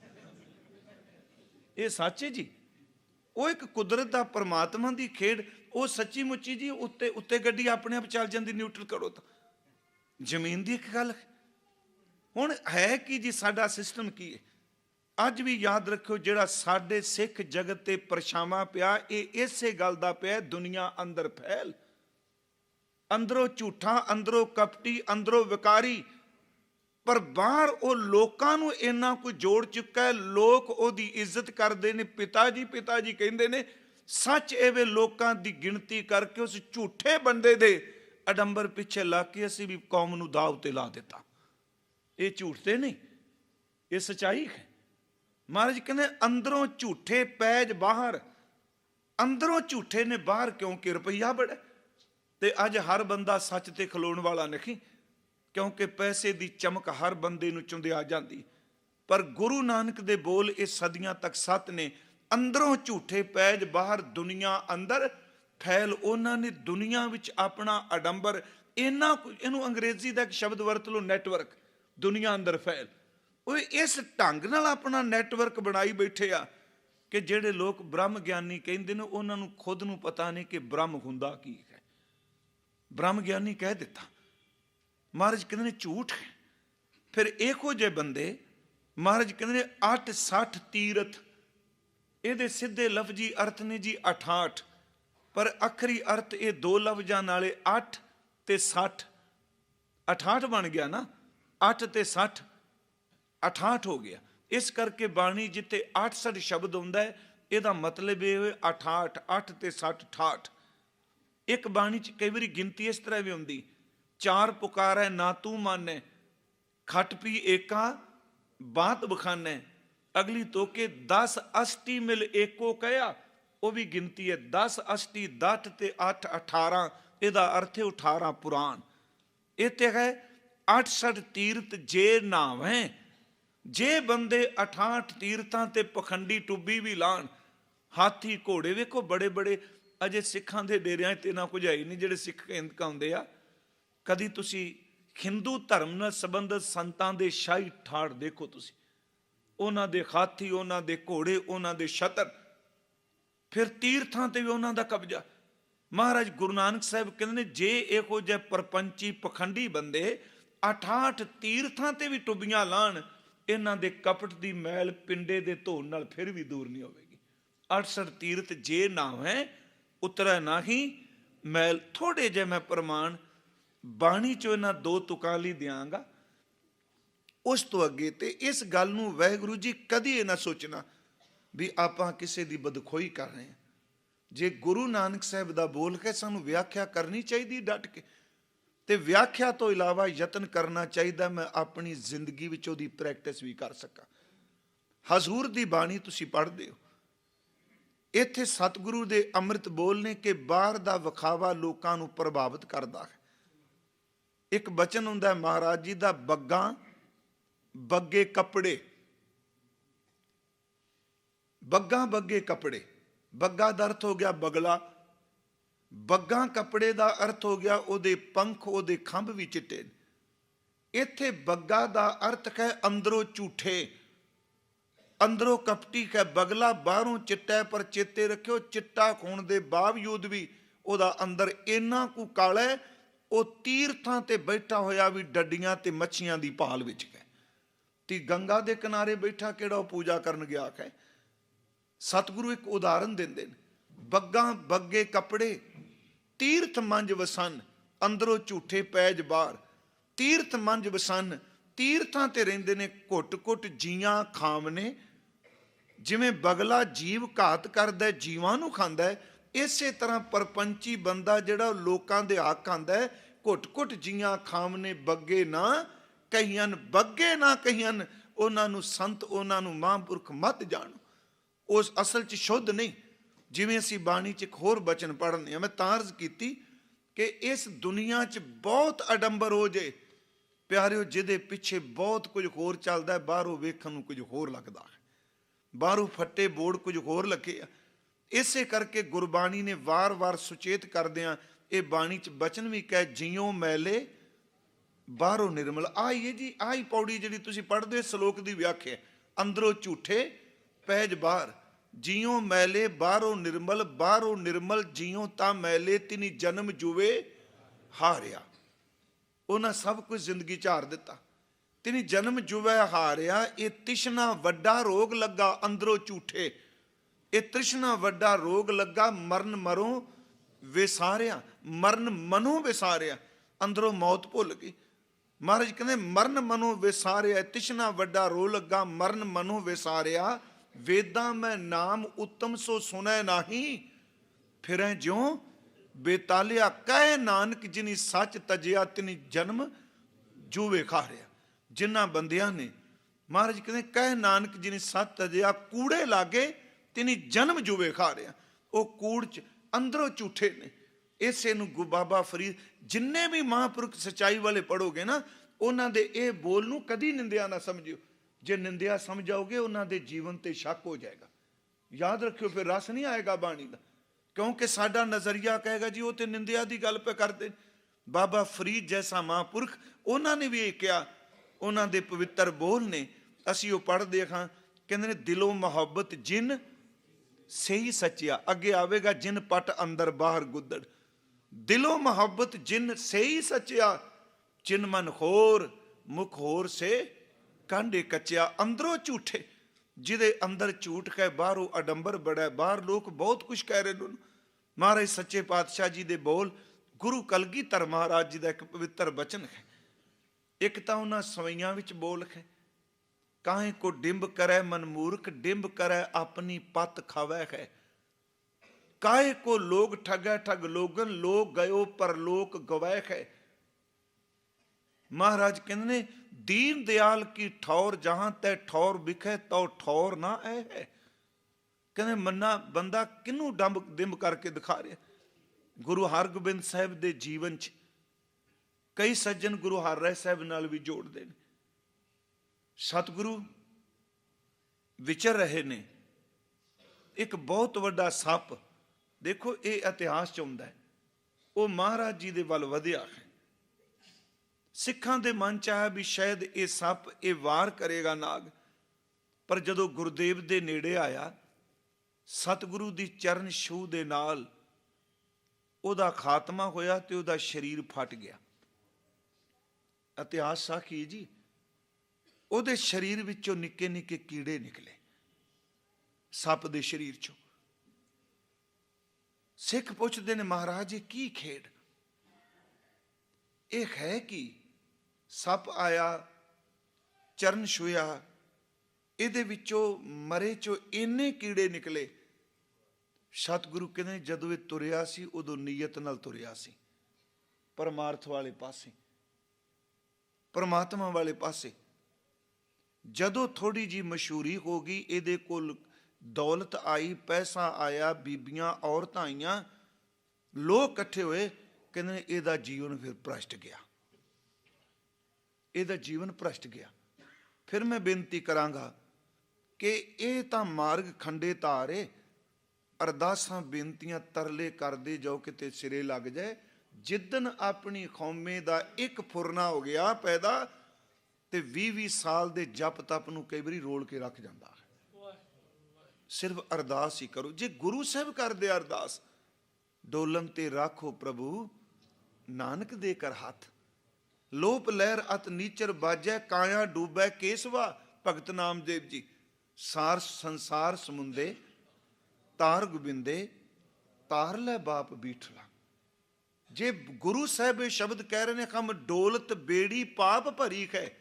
ਗੁਰੂ ਨਾਨਕ ਸਾਹਿਬ ਜੀ, ਪਵਨ ਲੱਗੈ ਮਤ ਜਾਈ। ਅਸੀਂ ਕਿਉਂ ਸ਼ਰਮ ਕਰਨੇ ਅਰਦਾਸ ਕਰਨ ਤੋਂ?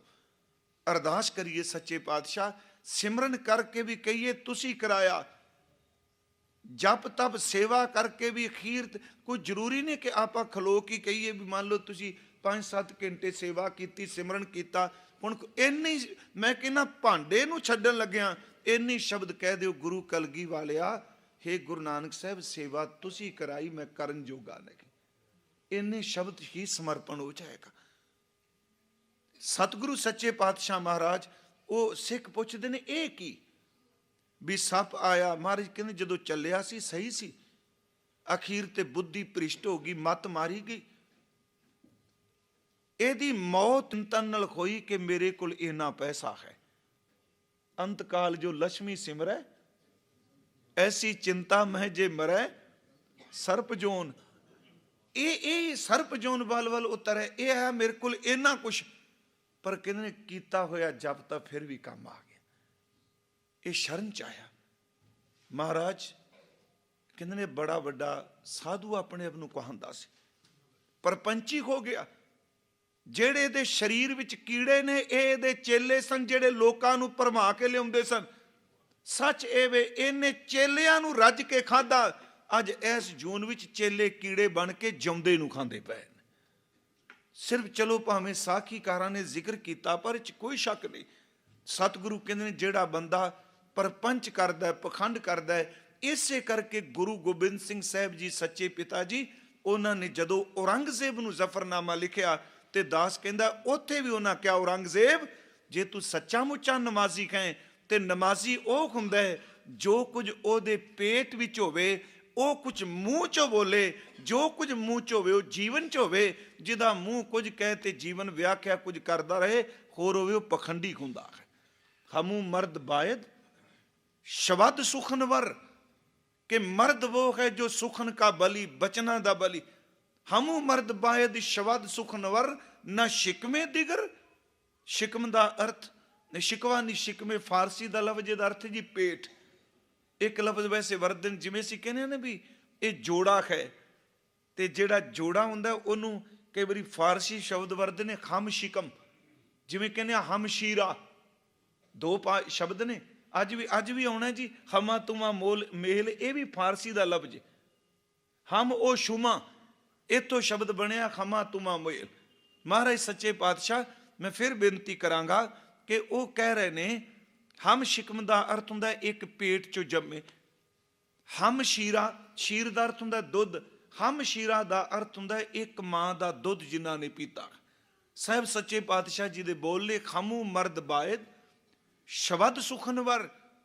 ਮਰਦ वो है ਜਿਹੜਾ ਜ਼ਬਾਨ ਕਾ ਬਚਨ ਕਾ ਬਲੀਕ ਹੈ, ਨਾ ਸ਼ਿਕਮੇ ਦਿਗਰ, ਜਿਹਦੇ ਪੇਟ ਵਿੱਚ ਕੁਝ ਹੋਵੇ। ਸ਼ਿਕਮ ਦਾ ਅਰਥ ਪੇਟ, ਦਰ ਦਹਾਨੇ, ਦਹਾਨੇ ਫਾਰਸੀ ਵਿੱਚ ਦਾਣੇ ਨੂੰ ਨਹੀਂ ਕਹਿੰਦੇ, ਦਹਾਨੇ ਦਾ ਅਰਥ ਹੈ ਮੂੰਹ। ਜਿਹਦੇ ਮੂੰਹ ਵਿੱਚ ਕੁਝ ਹੋਰ ਹੈ, ਦਿਗਰ ਹੈ, ਪੇਟ ਵਿੱਚ ਕੁਝ ਹੋਰ ਹੈ, ਉਹਨੂੰ ਮਰਦ ਨਹੀਂ ਕਹਿੰਦੇ। ਖਮੂ ਮਰਦ ਬਾਇਦ ਸ਼ਬਦ ਸੁਖਨਵਰ, ਨਾ ਸ਼ਿਕਮੇ ਦਿਗਰ ਦਰ ਦਹਾਨੇ ਦਿਗਰ। ਇਸ ਨੂੰ ਗੁਰੂ ਨਾਨਕ ਸਾਹਿਬ ਕਹਿ ਰਹੇ ਨੇ ਅੰਦਰੋਂ ਝੂਠੇ ਪਹਿਜ ਬਾਹਰ। ਅੰਦਰ ਝੂਠ ਹੈ, ਬਾਹਰੋਂ ਸਿਰਫ ਅਡੰਬਰ ਹੈ। ਅਡੰਬਰ ਨੂੰ ਦੇਖ ਕੇ ਲੋਕ ਪ੍ਰਭਾਵਿਤ ਹੁੰਦੇ ਦੇ। ਸੱਚ ਮੈਂ ਬੇਨਤੀ ਕਰਾਂਗਾ, ਮੈਂ ਇਸ ਸ਼ਲੋਕ ਨੂੰ ਸੰਕੋਚ ਕੇ ਅੱਗੇ ਤੁਰਨਾ ਚਾਹਨਾ, ਕਿਉਂਕਿ ਇੱਕ ਇੱਕ ਤੁਕ ਬੜਾ ਪ੍ਰੇਮ ਲੈ ਕੇ ਅੱਜ ਬੈਠੀ ਹੈ ਤੁਕ। ਕਦੀ ਵੀ ਪਲੀਜ਼ ਧਰਮ ਦੀ ਦੁਨੀਆ 'ਚ ਬੰਦੇ ਪਿੱਛੇ ਲੱਗੇ ਕੋਈ ਗਿਣਤੀ ਨੂੰ ਦੇਖ ਕੇ ਧਰਮ ਦੀ ਵਿਆਖਿਆ ਨਾ ਕਰਿਓ। ਬਹੁਤ ਸਾਰੀ ਗਿਣਤੀ ਦੇ ਲੋਕਾਂ ਨੂੰ ਵੇਖ ਕੇ ਉਹਦੇ ਤੁਰ ਪੈਂਦੇ ਆ। ਭੇਡਾਂ ਚਾਲ ਵੀ ਅਸੀਂ ਸ਼ਬਦ ਵਰਤਨੇ।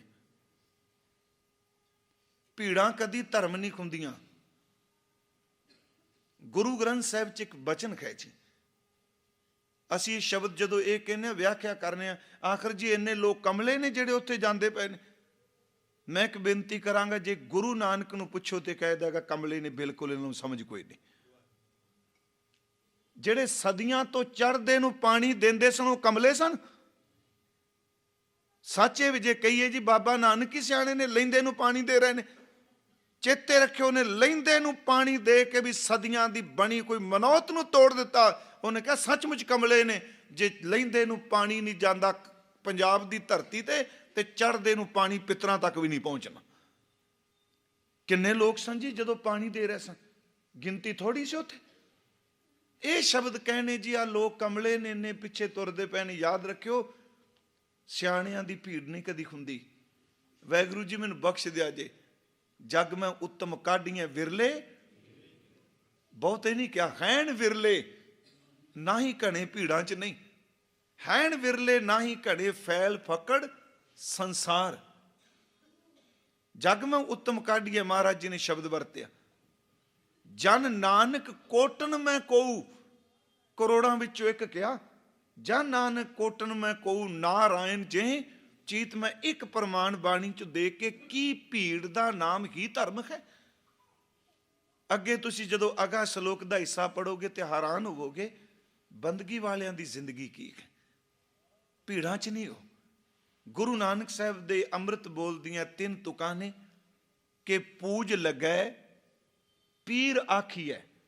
ਗੁਰੂ ਨਾਨਕ ਸਾਹਿਬ ਜੀ, ਬੰਦੇ ਦੀ ਪੂਜਾ ਪ੍ਰਤਿਸ਼ਠਾ ਵੀ ਬਹੁਤ ਹੁੰਦੀ ਹੈ, ਬਹੁਤ ਕੁਝ ਮਿਲਦਾ ਪਿਆ। ਲੋਕੀ ਪਿਟਾਵਾਂ ਲੈ ਕੇ ਆਉਂਦੇ ਆ, ਕੋਈ ਕੱਪੜੇ ਲੈ ਕੇ ਆ ਰਿਹਾ, ਕੋਈ ਪੈਸਾ ਲੈ ਕੇ ਆ ਰਿਹਾ, ਕੋਈ ਫਰੂਟ ਲੈ ਕੇ ਆ ਰਿਹਾ। ਇਸ ਤਰ੍ਹਾਂ ਹੁੰਦਾ। ਪੂਜ ਲੱਗੈ, ਪੂਜਾ ਵਧਣ ਲੱਗ ਪਈ। ਪੀਰ ਆਖੀਐ ਤੇ ਲੋਕੀ ਉਹਨੂੰ ਪੀਰ ਕਹਿਣ ਲੱਗ ਪਏ। ਜਿਵੇਂ ਅਸੀਂ ਵੀ ਪਦਵੀਆਂ ਦੇ ਦਿੰਦੇ ਆ, ਸੰਤ ਪੁਰਸ਼ ਜੀ, ਇਹ ਮਹਾਂਪੁਰਖ ਜੀ। ਵਾਹਿਗੁਰੂ ਜੀ ਨਾ ਝੂਠ ਬੋਲੀਏ, ਕਿਉਂਕਿ ਇੱਕ ਦਿਨ ਰੱਬ ਦੀ ਦਰਗਾਹ 'ਚ ਆਪਾਂ ਲੇਖਾ ਦੇਣਾ ਹੈ। ਲੋਕ ਪੀਰ ਕਹਿੰਦੇ ਆ, ਪੀਰ ਹੈ ਜੀ। ਜਿੰਨੇ ਜ਼ਿਆਦਾ ਲੋਕ ਉਹਨਾਂ ਵੱਡਾ ਸੰਤ। ਜਿੰਨੀ ਵੱਡੀ ਗੋਲਕ ਪੈਸਿਆਂ ਨਾਲ ਭਰੀ ਜਾ ਉਨੀ ਵੱਡੀ ਸਟੇਜ। ਪ੍ਰਕਾਸ਼ ਮਹਾਰਾਜ ਜੀ ਦਾ ਉਹੀ ਹੈ ਜੀ ਸਾਰੀਆਂ ਥਾਵਾਂ ਤੇ। ਜਿੰਨੇ ਸਟੇਜ ਤੇ ਵੱਡੇ ਜ਼ਿਆਦਾ ਪੈਸੇ ਹੋ ਜਾਣ, ਉਹਨੇ ਬਹੁਤ ਵੱਡੀ ਸਟੇਜ ਤੇ। ਖਿਮਾ ਕਰਿਓ, ਜਿੰਨਾ ਕੋਈ ਬੰਦਾ ਭਾਵੇਂ ਲੱਖਾਂ ਲੋਕਾਂ ਦੀਆਂ ਜੇਬਾਂ ਕੱਟ ਕੇ ਲਿਫਾਫਾ ਭਰ ਕੇ ਦੇ ਦੇ, ਏਦੂ ਵੱਡਾ ਗੁਰਮੁਖ ਕੋਈ ਨਹੀਂ। ਇਹ ਸਾਡਾ ਮਾਪਦੰਡ ਜੀ ਧਰਮ ਦਾ। ਜੇ ਬਾਬਾ ਜੀ ਇਹ ਮਾਪਦੰਡ ਬਣਾਉਂਦੇ ਹੁੰਦੇ, ਲਾਲੋ ਦੇ ਘਰ ਤਾਂ ਰੋਟੀ ਖਾਣੀ ਕੋਈ ਨਹੀਂ ਸੀ। ਫਿਰ ਬੇਨਤੀ ਕਰਾਂਗਾ ਕਿ ਪੂਜ ਲੱਗਾ ਪੀਰ ਆਖੀਐ। ਲੋਕ ਪੂਜਾ ਕਰਦੇ ਆ, ਨਮਸਕਾਰਾਂ ਕਰਦੇ ਆ, ਪੀਰ ਕਿਹਾ ਜਾਂਦਾ। ਸਭ ਮਿਲੇ ਸੰਸਾਰ। ਹਰ ਬੰਦਾ ਉਤਾਵਲਾ ਹੁੰਦਾ ਉਹਨੂੰ ਮਿਲਣ ਦੇ ਲਈ, ਜੀ ਮੇਰੀ ਗੱਲਬਾਤ ਕਰਾ ਦਿਓ। ਤੇ ਮੈਂ ਸੱਚੀ ਗੱਲ ਥੋੜੀ ਜਿਹੀ ਸਮੇਂ 'ਚ ਇਹ ਹੰਕਾਰ ਨੇ ਐਸਾ ਤਜਰਬਾ ਕੀਤਾ ਹੈ, ਕਥਾ ਉਹੀ ਹੈ, ਵਿਚਾਰ ਉਹੀ ਹੈ, ਜਦੋਂ ਬੰਦੇ ਦਾ ਨਾਮ ਬਣਨ ਲੱਗ ਪੈਂਦਾ, ਖਿਮਾ ਕਰਿਓ, ਉਹਦੇ ਨਾਮ ਕਰਕੇ ਲੋਕੀ ਬੁਲਾਉਣ ਲੱਗ ਪੈਂਦੇ ਆ, ਰੱਬ ਕਰਕੇ ਬਹੁਤ ਘੱਟ ਸਾਧਦੇ ਆ। ਮੈਨੂੰ ਯਾਦ ਹੈ, ਸਾਡੇ ਇੱਕ ਬੰਦੇ ਨੇ ਵੀ ਸ਼ਬਦ ਵਰਤਿਆ ਵੀ ਇਹ ਰਸ਼ ਮੇਕਰ ਨੇ, ਰਸ਼ ਖਿੱਚਦੇ ਨੇ। ਮੇਰੇ ਮਨ 'ਚ ਹੈ, ਫਿਰ ਸਾਡੇ ਤੇ ਕਲਾਕਾਰਾਂ 'ਚ ਕੀ ਫਰਕ ਹੈ ਜੀ? ਨਹੀਂ, ਇਹ ਧਰਮ ਨਹੀਂ ਹੁੰਦਾ ਰਸ਼ ਮੇਕਰ ਕਹਿਣਾ। ਮੈਂ ਬੇਨਤੀ ਕਰਾਂ, ਗੁਰੂ ਨਾਨਕ ਸਾਹਿਬ ਨੇ ਤਾਂ ਉੱਥੇ ਕੀਰਤਨ ਕੀਤਾ ਜਿੱਥੇ ਸਰੋਤਾ ਵੀ ਕੋਈ ਨਹੀਂ ਸੀ। ਦਰਿਆਵਾਂ ਦੇ ਕੰਢਿਆਂ ਤੇ ਕੀਤਾ, ਵਣਾਂ ਦੇ ਥੱਲੇ ਕੀਤਾ, ਇੱਥੋਂ ਤੱਕ ਸ਼ਮਸ਼ਾਨ ਘਾਟ ਵਿੱਚ ਬਹਿ ਕੇ ਰਬਾਬਾਂ ਵਜਾਈਆਂ। ਅੱਗੇ ਮਹਾਰਾਜ ਕਹਿਣਗੇ ਕੀ ਹੁੰਦਾ ਹੈ ਫਕੀਰ, ਪਰ ਮੈਂ ਤੋ ਕਹਿ ਦਿਆਂ, ਪੂਜ ਲੱਗੈ ਪੀਰ ਆਖੀਐ ਸਭ ਮਿਲੈ ਸੰਸਾਰ। ਸਾਰੀ ਦੁਨੀਆ ਵੱਧ ਕੇ ਮਿਲੇ, ਨਾਉ ਸਦਾਏ ਆਪਣਾ, ਉਹਦਾ ਨਾਮ ਵੀ ਬਹੁਤ ਬਣ ਜਾਏ, ਹੋਵੇ ਸਿੱਧ ਸ਼ੁਮਾਰ, ਲੋਕ ਉਹਨੂੰ ਵਾਕਈ ਪਹੁੰਚਿਆ ਹੋਇਆ ਸਮਝਣ ਲੱਗ ਪੈਣ। ਮਹਾਰਾਜ ਕਹਿੰਦੇ ਜਾਂ ਪਤ ਲੇਖੈ ਨਾ ਪਵੈ, ਸਭਾ ਪੂਜ ਖੁਆਰ। ਜੋ ਕੁਝ ਪੂਜਾ ਪ੍ਰਤਿਸ਼ਠਾ ਉਹ ਖੁਆਰੀ ਬਣ ਗਈ ਜਿਹਦੀ ਪਤ ਲੇਖੇ 'ਚ ਨਹੀਂ ਪੈਂਦੀ। ਪਹਿਲੀਆਂ ਦੋ ਤੁਕਾਂ ਨੇ, ਅੰਦਰੋਂ ਝੂਠੇ ਪੈਜ ਬਾਹਰ, ਦੁਨੀਆ ਅੰਦਰ ਫੈਲ। ਅੰਦਰੋਂ ਕਪਟੀ ਨੇ, ਝੂਠੇ ਨੇ, ਬਾਹਰ ਇੱਜ਼ਤ ਅਡੰਬਰ ਬਣਿਆ। ਏਜੰਟ ਬੜੇ ਨੇ, ਨੈਟਵਰਕ ਬੜੇ ਕਮਾਲ ਦਾ। ਪੈਜ ਬਾਹਰ 68 ਤੀਰਥ ਜੇ ਨਾਵੇਂ, ਜੇ ਇਹੋ ਜਿਹਾ ਅਡੰਬਰੀ ਪਰਪੰਚੀ 68 ਤੀਰਥਾਂ ਤੇ ਵੀ ਨਾ ਲੈਣ, ਉਤਰੈ ਨਾਹੀਂ ਮੈਲ। ਇਸੇ ਨੂੰ ਬਾਬਾ ਜੀ ਨੇ ਕਿਹਾ, ਨਾਵਣ ਚੱਲੇ ਤੀਰਥੀ ਅੰਦਰੋਂ ਝੂਠੇ। ਨਾਵਣ ਚੱਲੇ ਤੀਰਥੀ ਮਨ ਖੋਟੇ, ਤਨ ਚੋਰ ਅੰਦਰੋਂ ਝੂਠੇ ਪੈਜ ਬਾਹਰ। ਨਾਵਣ ਚੱਲੇ ਤੀਰਥੀ ਮਨ ਖੋਟੇ ਤਨ ਚੋਰ, ਇੱਕ ਭਉ ਲੱਥੀ ਨਾਤਿਆਂ। ਥੋੜੀ ਜਿਹੀ ਮੈਲ ਲੈ ਗਈ ਪਿੰਡੇ ਦੀ, ਦੋਏ ਪਾ ਚੜੀਏ ਸਖੋਰ। ਕਿਹੜੀ? ਮਨ ਦਾ ਖੋਟ ਤੇ ਤਨ ਵਿੱਚ ਚੋਰ। ਤਨ ਚੋਰ ਦਰ ਤੇ ਕਾਮ ਕ੍ਰੋਧ ਲੋਭ ਹੰਕਾਰ ਚੋਰ ਨੇ। ਮਨ ਖੋਟਾ ਹੈ ਕਿ ਚੇਲੇ ਸਾਰੇ ਕਹਿਣਗੇ ਸਾਡੇ ਬਾਬਾ ਜੀ ਤਾਂ ਹਰ ਵਾਰੇ ਗੰਗਾ 'ਚ ਡੁੱਬੀ ਲਾ ਕੇ ਆਉਂਦੇ। ਮਨ ਖੋਟੇ ਤਨ ਚੋਰ, ਇੱਕ ਭਉ ਲੱਥੀ ਨਾਤਿਆਂ, ਦੋਏ ਪਾ ਚੜੀਏ ਸਖੋਰ। ਬਾਹਰ ਧੋਤੀ ਤੁੰਬੜੀ 68 ਤੀਰਥ ਜੇ ਨਾਮ ਹੈ। ਆਹ ਲੌਕੀ ਜਿਹਨੂੰ ਮਹਾਰਾਜ ਨੇ ਸ਼ਬਦ ਵਰਤਿਆ ਜੀ, ਲੌਕੀ 68 ਤੀਰਥ ਨਹਾਈ, ਕੌਰਾ ਪਨ ਤਉ ਨਾ ਜਾਏ। ਉਸ ਤੁੰਬੜੀ ਨੂੰ, ਲੌਕੀ ਨੂੰ ਤੁਸੀਂ ਗੰਗਾ ਦੇ ਵਿੱਚ ਰੱਖੋ, ਉਹਨੂੰ ਕੱਟ ਕੇ ਦੇਖੋ ਦੀ ਕੁੜੱਤਨ ਚਲੀ ਜਾਏਗੀ। ਬਾਹਰ ਧੋਤੀ ਤੁੰਬੜੀ, ਅੰਦਰ ਵਿਸ਼ ਨਕੋਰ। ਸਾਧ ਭਲੇ ਅਨ ਨਾਤਿਆਂ ਚੋਰ, ਸੇ ਚੋਰਾ ਚੋਰ। ਕਹਿੰਦੇ ਨੇ ਜਿਹੜਾ ਸਾਧੂ ਏ ਉਹਦੇ ਕੱਪੜੇ ਦੀ ਪਈ ਮਿੱਟੀ ਵੀ ਸਵੀਕਾਰ ਹੈ, ਤੇ ਜਿਹੜਾ ਚੋਰ ਹੈ ਯਾਦ ਰੱਖਿਓ, ਚੋਰ 68 ਤੀਰਥਾਂ ਦੇ ਟੁੱਬੀ ਲਾਇਓ ਤਾਂ ਵੀ ਚੋਰ ਦਾ ਚੋਰ। ਇਸ ਤੁਕ ਨਾਲ ਫਿਰ ਅਗਲੀ ਤੁਕ ਜੋੜੀਏ, ਸਾਧ ਭਲੇ ਅਨ ਨਾਤਿਆਂ। ਅੱਗੇ ਮਹਾਰਾਜ ਕਹਿੰਦੇ ਨੇ ਕਿ ਭਾਈ ਸਿੱਖੋ, ਕੱਲੇ ਪਖੰਡੀ ਨਹੀਂ, ਜਿਨ ਪਟ ਅੰਦਰ ਬਾਹਰ ਗੁੱਦੜ। ਜਿਨ ਬਹੁ ਵਚਨ ਹੈ ਜੀ, ਜਿਸ ਨਹੀਂ ਹੈਗਾ ਇੱਥੇ ਲਫ਼ਜ਼। ਜਿਨ੍ਹਾਂ ਦੇ ਅੰਦਰ, ਯਾਦ ਰੱਖਿਓ, ਉਹਨੂੰ ਪਹਿਲੇ ਤੁਕ ਨਾਲ ਜੋੜ ਕੇ ਦੇਖੋ, ਅੰਦਰੋਂ ਝੂਠੇ ਪੈਜ ਬਾਹਰ। ਇੱਥੇ ਹੈ ਜਿਨ ਪਟ ਅੰਦਰ, ਅੰਦਰੋਂ ਝੂਠੇ ਨਹੀਂ। ਜਿਨ ਦਾ ਅਰਥ ਜਿਨ੍ਹਾਂ ਦੇ, ਪਟ ਦਾ ਆਖਰੀ ਅਰਥ ਹੈ ਰੇਸ਼ਮ। ਰੇਸ਼ਮ ਦਾ ਕੱਪੜਾ ਬੜਾ ਨਰਮ ਹੁੰਦਾ, ਕੋਮਲ ਜਿਹਾ ਹੁੰਦਾ ਹੈ ਨਾ ਜੀ। ਮਹਾਰਾਜ ਕਹਿੰਦੇ ਨੇ ਜਿਨ੍ਹਾਂ ਦੇ ਅੰਦਰ ਪਰਮਾਤਮਾ ਦੀ ਭਗਤੀ ਦੀ ਰੇਸ਼ਮ ਹੈ, ਸਿਮਰਨ ਦੀ ਰੇਸ਼ਮ ਹੈ, ਕੋਮਲਤਾ ਹੈ। ਜਿਨ ਪਟ ਅੰਦਰ ਬਾਹਰ ਗੁੱਦੜ। ਗੁੱਦੜ ਦਾ ਆਖਰੀ ਅਰਥ ਹੁੰਦਾ ਉੱਨ ਦਾ ਕੱਪੜਾ ਵੀ ਕਹਿੰਦੇ ਆ ਜੀ। ਉਂਝ ਵੈਸੇ ਗੁੱਦੜ ਦਾ ਅਰਥ ਗੋਦੜੀ ਕਰ ਲਓ, ਪਾਟਾ ਕੱਪੜਾ ਕਰ ਲਓ, ਜਿਹਦੇ ਕੱਪੜੇ ਦੇ ਉੱਤੇ, ਕਮੀਜ਼ ਤੇ ਥਾਂ ਥਾਂ ਤੇ ਟਾਂਕੇ ਲੱਗੇ ਹੋਣ, ਪਾਟੀਆਂ ਲੀਰਾਂ ਨਾਲ ਉਹਨੇ ਗੰਢ ਕੇ ਬਣਾਇਆ ਹੋਵੇ। ਮਹਾਰਾਜ ਕਹਿੰਦੇ ਨੇ ਭਲਿਓ, ਇੱਥੇ ਉਹਨਾਂ ਲੋਕਾਂ ਪਿੱਛੇ ਮਤ ਭੱਜਿਓ ਜਿਹੜੇ ਬਾਹਰੋਂ ਚਮਕਦੇ ਨੇ, ਲਿਸ਼ਕਦੇ ਨੇ। ਇੱਥੇ ਭਗਤੀ ਕਰਨ ਵਾਲੇ ਅੰਦਰ ਸਿਮਰਨ ਦੀ ਰੇਸ਼ਮ ਲੈ ਕੇ ਬੈਠੇ ਨੇ, ਬਾਹਰੋਂ ਉਹਨਾਂ ਦੇ ਕੱਪੜੇ ਸਾਧ ਮੁਰਾਦੇ ਗੁੱਦੜ ਪਾਏ ਨੇ। ਮਤ ਸਮਝਿਓ ਕਿ ਪਰਮਾਤਮਾ ਦੇ ਭਗਤ ਨੇ। ਜਿਨ ਪਟ ਅੰਦਰ ਬਾਹਰ ਗੁੱਦੜ, ਤੇ ਭਲੇ ਸੰਸਾਰ। ਕਹਿੰਦੇ ਨੇ ਇਸ ਸੰਸਾਰ ਵਿੱਚ ਭਲੇ ਦਾ ਅਰਥ ਚੰਗੇ ਨੇ। ਇਸ ਦੁਨੀਆ, ਹੁਣ ਪਹਿਲੀ ਤੁਕ ਸੀ ਦੁਨੀਆ ਅੰਦਰ ਫੈਲ, ਉਹ ਅਡੰਬਰੀ ਨੇ। ਦੂਜੀ ਤੁਕ ਵਿੱਚ ਹੈ ਜਿਨ ਪਟ ਅੰਦਰ ਬਾਹਰ ਗੁੱਦੜ, ਤੇ ਭਲੇ ਸੰਸਾਰ। ਜਿਨ੍ਹਾਂ ਦੇ ਅੰਦਰ ਨਾਮ ਦੀ ਰੇਸ਼ਮ, ਬਾਹਰ ਪੁਰਾਣੀਆਂ ਲੀਰਾਂ ਨੇ। ਮਹਾਰਾਜ ਕਹਿੰਦੇ ਨੇ ਉਹ ਭਲੇ ਨੇ। ਆਓ ਥੋੜਾ ਜਿਹਾ ਨਾ ਅਸੀਂ ਇਸ ਸੰਬੰਧੀ ਬਾਣੀ ਚੋਂ ਜ਼ਰੂਰ ਲਈਏ। ਕਦੀ ਵੀ ਕਿਸੇ ਦੇ ਕੱਪੜੇ ਵੇਖ ਕੇ ਗੁਰਦੁਆਰੇ ਬੈਠਾ, ਕਿਤੇ ਧਰਮ ਸਥਾਨ ਤੇ ਬੈਠਾ, ਜ਼ਿੰਦਗੀ 'ਚ ਕਦੀ ਉਹਦਾ ਮਜ਼ਾਕ ਨਾ ਉਡਾਇਓ। ਪਤਾ ਨਹੀਂ ਕਿ ਉਹ ਪਾਟੀਆਂ ਲੀਰਾਂ ਦੇ ਥੱਲੇ ਕੀ ਪਿਆ ਹੋਇਆ ਹੈ। ਕਦੀ ਐਸੇ ਬੋਲ ਨਾ ਬੋਲੀਏ। ਮੈਂ ਤੁਹਾਨੂੰ ਇਤਿਹਾਸ ਚੋਂ ਕੁਝ ਉਦਾਹਰਨਾਂ ਦਿਆਂਗਾ ਜਿਨ੍ਹਾਂ ਦੇ ਅੰਦਰ ਨਾਮ ਹੈ। ਕੋਈ ਜ਼ਰੂਰੀ ਨਹੀਂ ਉਹ ਵਿਖਾਵਾ ਕਰਨ ਨੂੰ ਡੇਰਾ ਬਣਾ ਕੇ ਬਹਿਣ। ਕੋਈ ਜ਼ਰੂਰੀ ਨਹੀਂ ਕਿ ਉਹ ਗ੍ਰਸਥ ਆਸ਼ਰਮ ਨੂੰ ਛੱਡਣ ਤੇ ਬ੍ਰਹਮ ਗਿਆਨੀ ਨੇ। ਹੋ ਸਕਦਾ ਉਹ ਦੁਕਾਨ ਤੇ ਬੈਠਾ ਰੇਹੜੀ ਲਾ ਕੇ ਆਪਣੇ ਬੱਚਿਆਂ ਦਾ ਪੇਟ ਭਰਨ ਵਾਲਾ, ਜੇ ਅੰਦਰੋਂ ਰੱਬ ਨਾਲ ਜੁੜਿਆ ਤੇ ਚੇਤੇ ਰੱਖਿਓ ਉਹਦੀ ਰੇਹੜੀ ਦੇਖ ਕੇ ਮਜ਼ਾਕ ਨਾ ਉਡਾਇਓ।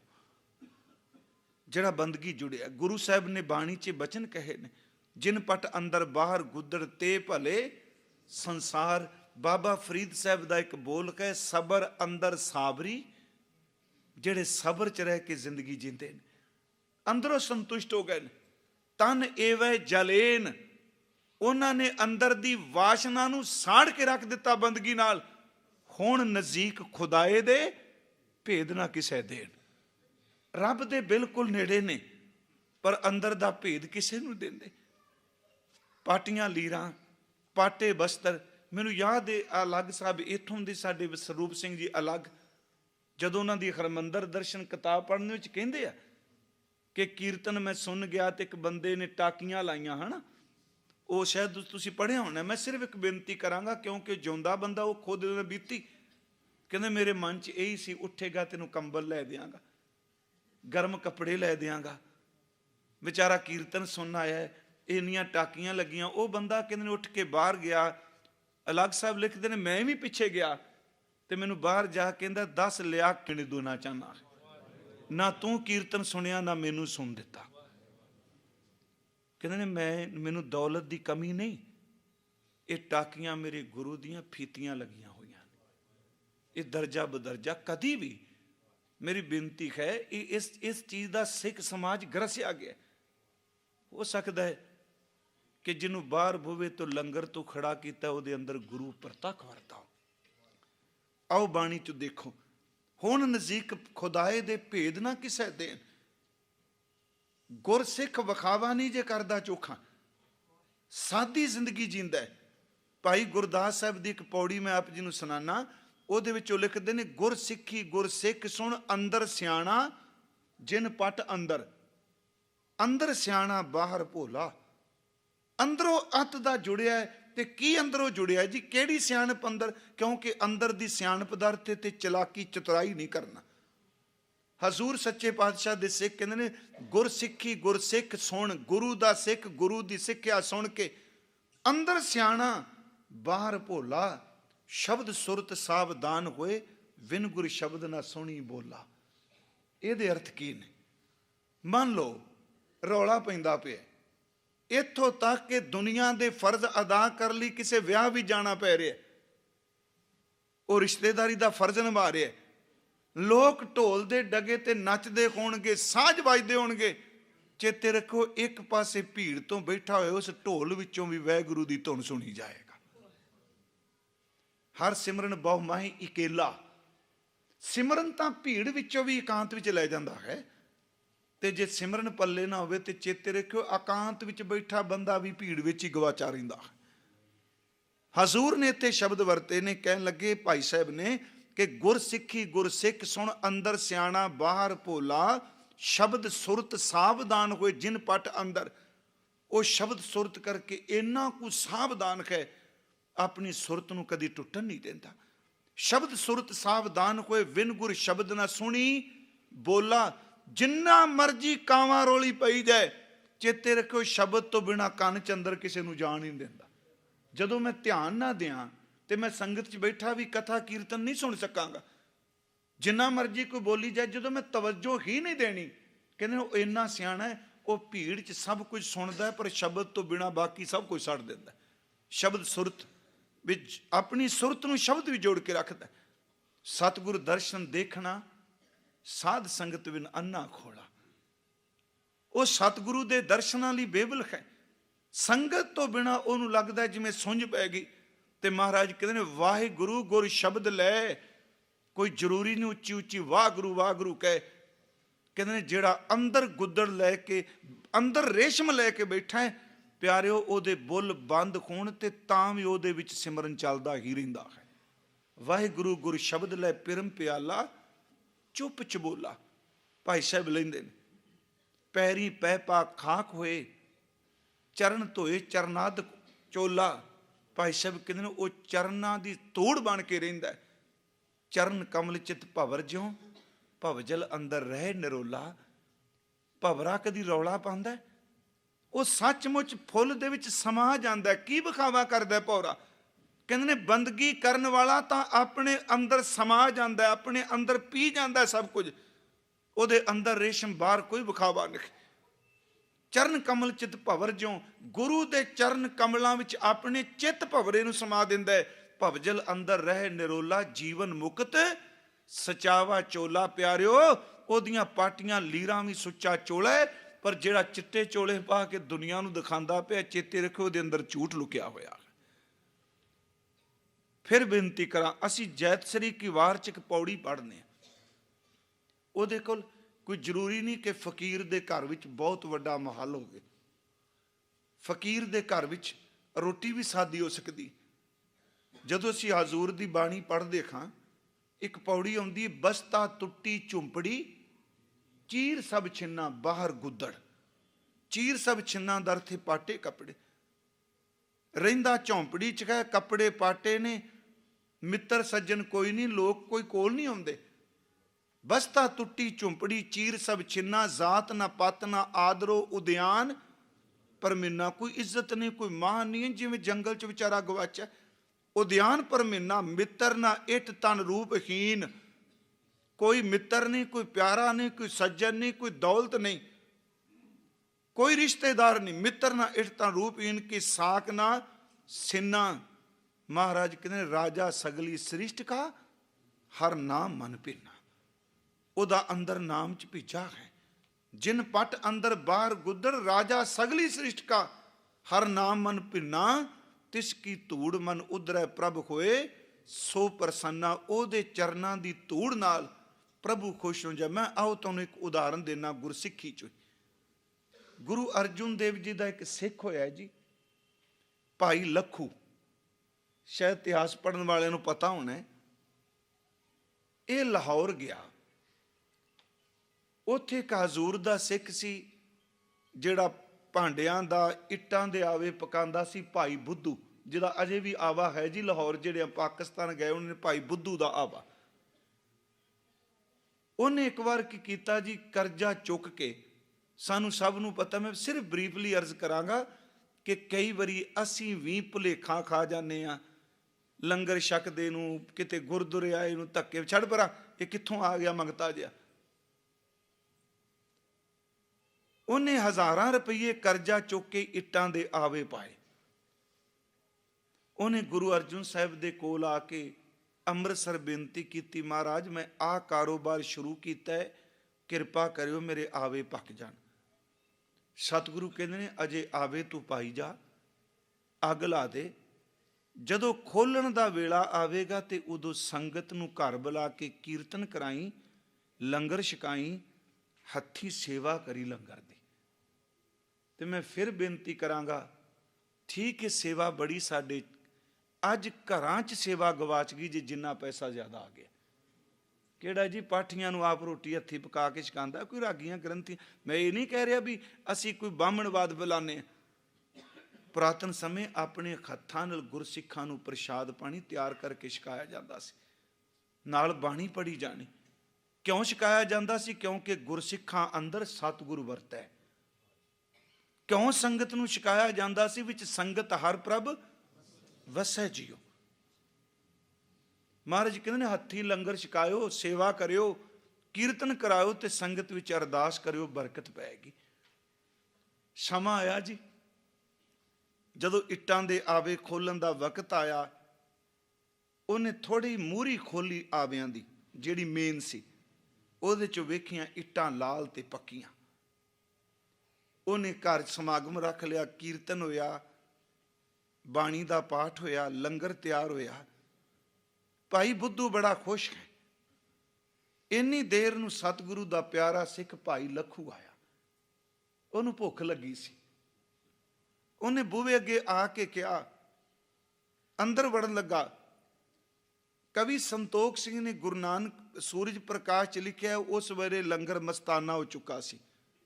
ਪਰ ਉਂਝ ਗੱਲ ਇਹ ਵੇ ਕਿ ਉਹਦੇ ਕੱਪੜੇ ਦੇਖੇ, ਉਹਦੇ ਸਾਧ ਮੁਰਾਦੇ ਜੇ ਕੱਪੜੇ, ਫਕੀਰਾਂ ਵਾਲਾ ਉਹਦਾ ਬਸਤਰ। ਹੁਣ ਬੰਦੇ ਬੜੇ ਉੱਥੇ ਇਕੱਠੇ ਹੋਏ ਸੰਗਤ 'ਚ। ਉਹ ਜਦੋਂ ਅੰਦਰ ਵੜਨ ਲੱਗਾ ਤੇ ਕਹਿੰਦੇ ਨੇ ਬੁੱਧੂ ਦੇ ਨੌਕਰਾਂ ਨੇ ਉਹਨੂੰ ਰੋਕ ਦਿੱਤਾ।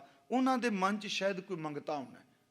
ਅੱਜ ਵੀ ਮੈਨੂੰ ਖਿਮਾ ਕਰਿਓ, ਕਦੀ ਆਪਣੇ ਘਰ ਦੇ ਸਮਾਗਮ 'ਚ ਗੁਰੂ ਕਾ ਲੰਗਰ ਨਾ ਹੀ ਲਿਖੀਏ, ਕਿਉਂਕਿ ਲੰਗਰ ਤਾਂ ਉਹ ਹੁੰਦਾ ਜਿਹਨੂੰ ਕਦੀ ਬੂਹੇ 'ਚੋਂ ਆਏ ਨੂੰ ਧੱਕਾ ਨਹੀਂ ਮਾਰੀਦਾ।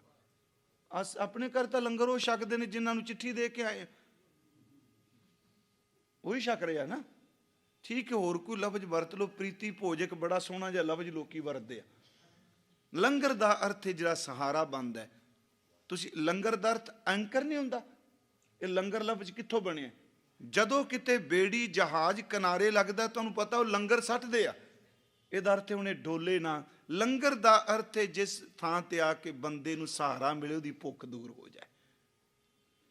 ਉਹ ਅੰਦਰ ਆਉਣਾ ਚਾਹੁੰਦਾ ਹੈ ਤੇ ਅੱਗੋਂ ਰੋਕ ਦਿੱਤਾ। ਉਹਨੇ ਕਿਹਾ, ਮੈਂ ਗੁਰੂ ਕਾ ਸਿੱਖ ਹਾਂ, ਮੈਨੂੰ ਭੁੱਖ ਲੱਗੀ, ਅੱਜ ਮੈਂ ਕੋਈ ਛਕਿਆ ਨਹੀਂ 2 ਦਿਨਾਂ ਦਾ। ਉਹਨਾਂ ਧੱਕੇ ਮਾਰ ਦਿੱਤੇ। ਅਜੇ ਨਹੀਂ, ਚੱਲ ਬਾਹਰ, ਅਜੇ ਅੰਦਰ ਪੰਗਤਾਂ ਲੱਗੀਆਂ ਨੇ, ਅਜੇ ਕੀਰਤਨ ਹੋ ਰਿਹਾ। ਕਹਿੰਦੇ ਜਦੋਂ ਉੱਥੇ ਲੰਗਰ ਛਕਾ ਕੇ ਅਰਦਾਸ ਕੀਤੀ ਗਈ, ਉਹ ਬਾਹਰ ਹੀ ਖਲੋਤਾ ਰਿਹਾ। ਕਹਿੰਦਾ ਨਹੀਂ ਯਾਰ, ਪਿਓ ਨੂੰ ਖੁਸ਼ ਕਰ ਲਈ, ਪੁੱਤਰ ਨੂੰ ਧੱਕੇ ਪੈਣ, ਕਿਦਾ ਪਿਤਾ ਖੁਸ਼ ਹੋ ਜਾਊਗਾ? ਇਹੀ ਕਹੇ ਜੀ ਲੋਕੀ ਕਹਿਣ ਕਮਲਾ ਕੱਲੀ ਗੱਲਾਂ ਕਰੀ ਜਾਂਦਾ।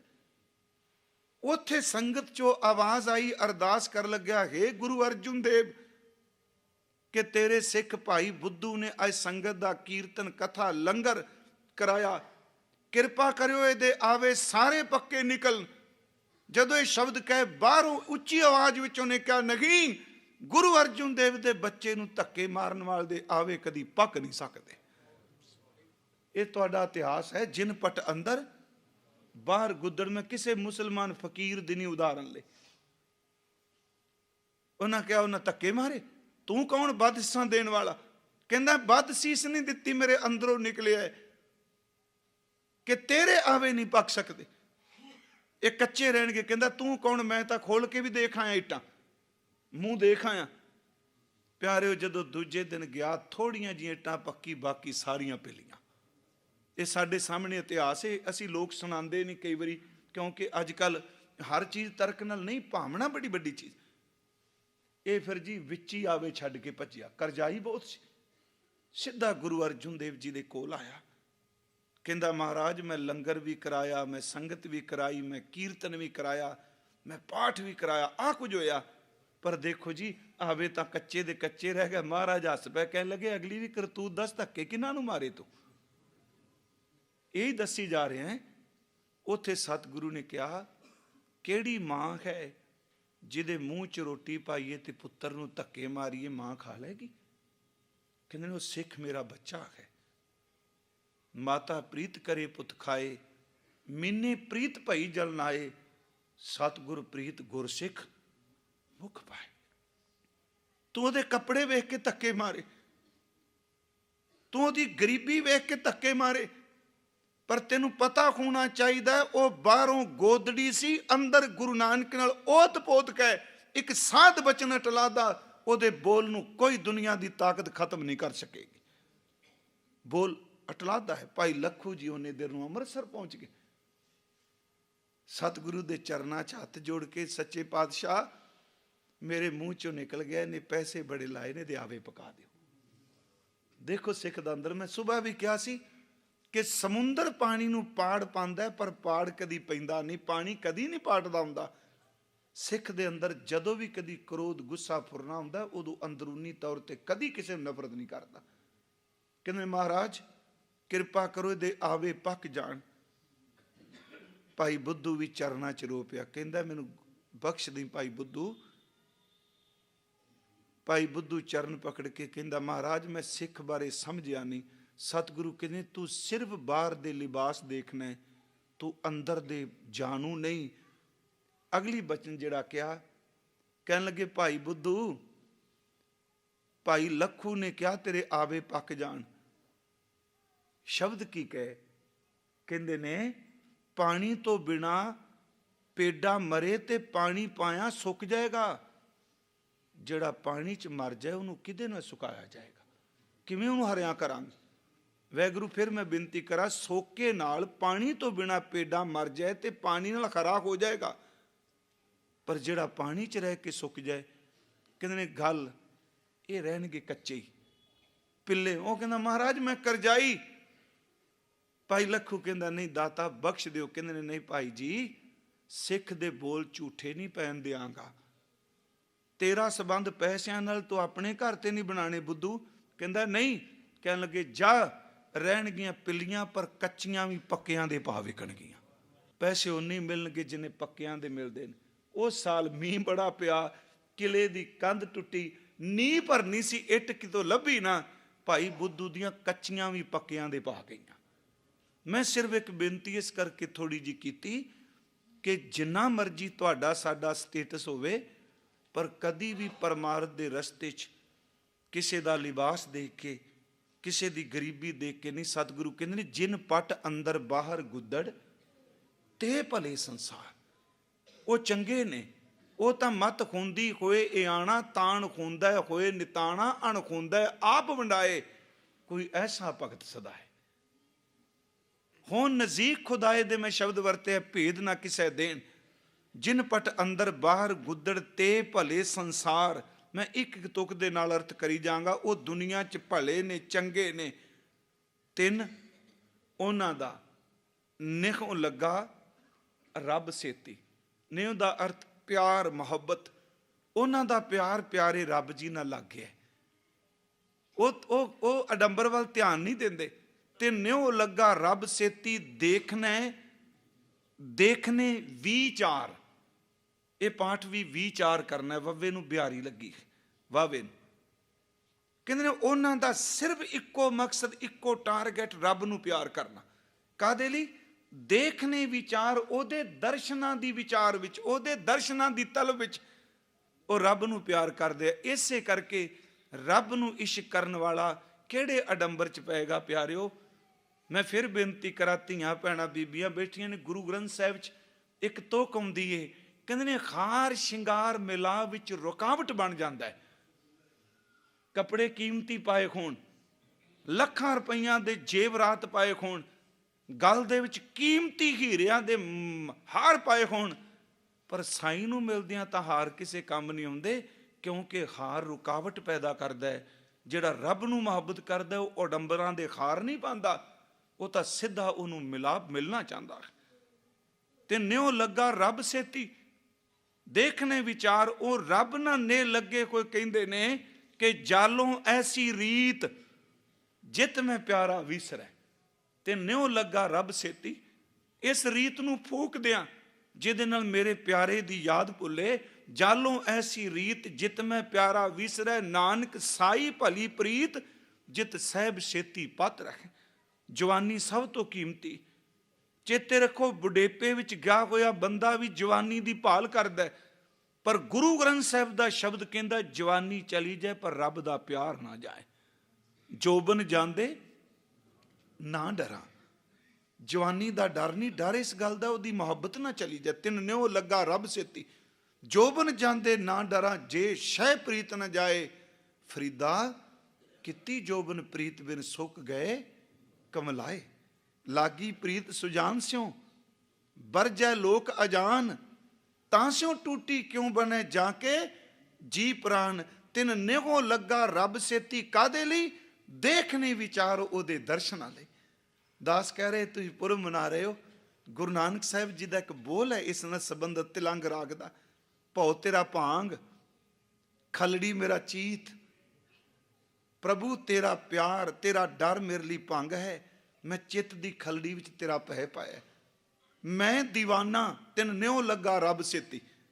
ਭਉ ਤੇਰਾ ਭਾਂਗ, ਖਲੜੀ ਮੇਰਾ ਚੀਤ। ਮੈਂ ਦੀਵਾਨਾ ਭਇਆ ਅਤੀਤ, ਕਰ ਕਾਸਾ। ਹੱਥ ਵਿੱਚ ਖੱਪਰ ਪਕੜਿਆ, ਪਾਤਰ ਪਕੜਿਆ, ਕਰ ਕਾਸਾ। ਦਰਸ਼ਨ ਕੀ ਭੂਖ ਮੈਂ ਦਰ ਮੰਗੂ ਨੀਤਾ ਨੀਤ, ਤਉ ਦਰਸ਼ਨ ਕੀ ਕਰੂੰ ਸਮਾਏ। ਦੇਖਣਾ ਵਿਚਾਰ, ਤਉ ਦਰਸ਼ਨ ਕੀ ਕਰੂੰ ਸਮਾਏ, ਮੈਂ ਦਰ ਮੰਗਤ ਭੀਖਿਆ ਪਾਏ। ओहा प्रेम पिरी ते न्यों लगा रब सेती। ओहा प्रेम पिरी कनक मानक गज मोतियन लालन नह नहा नहीं।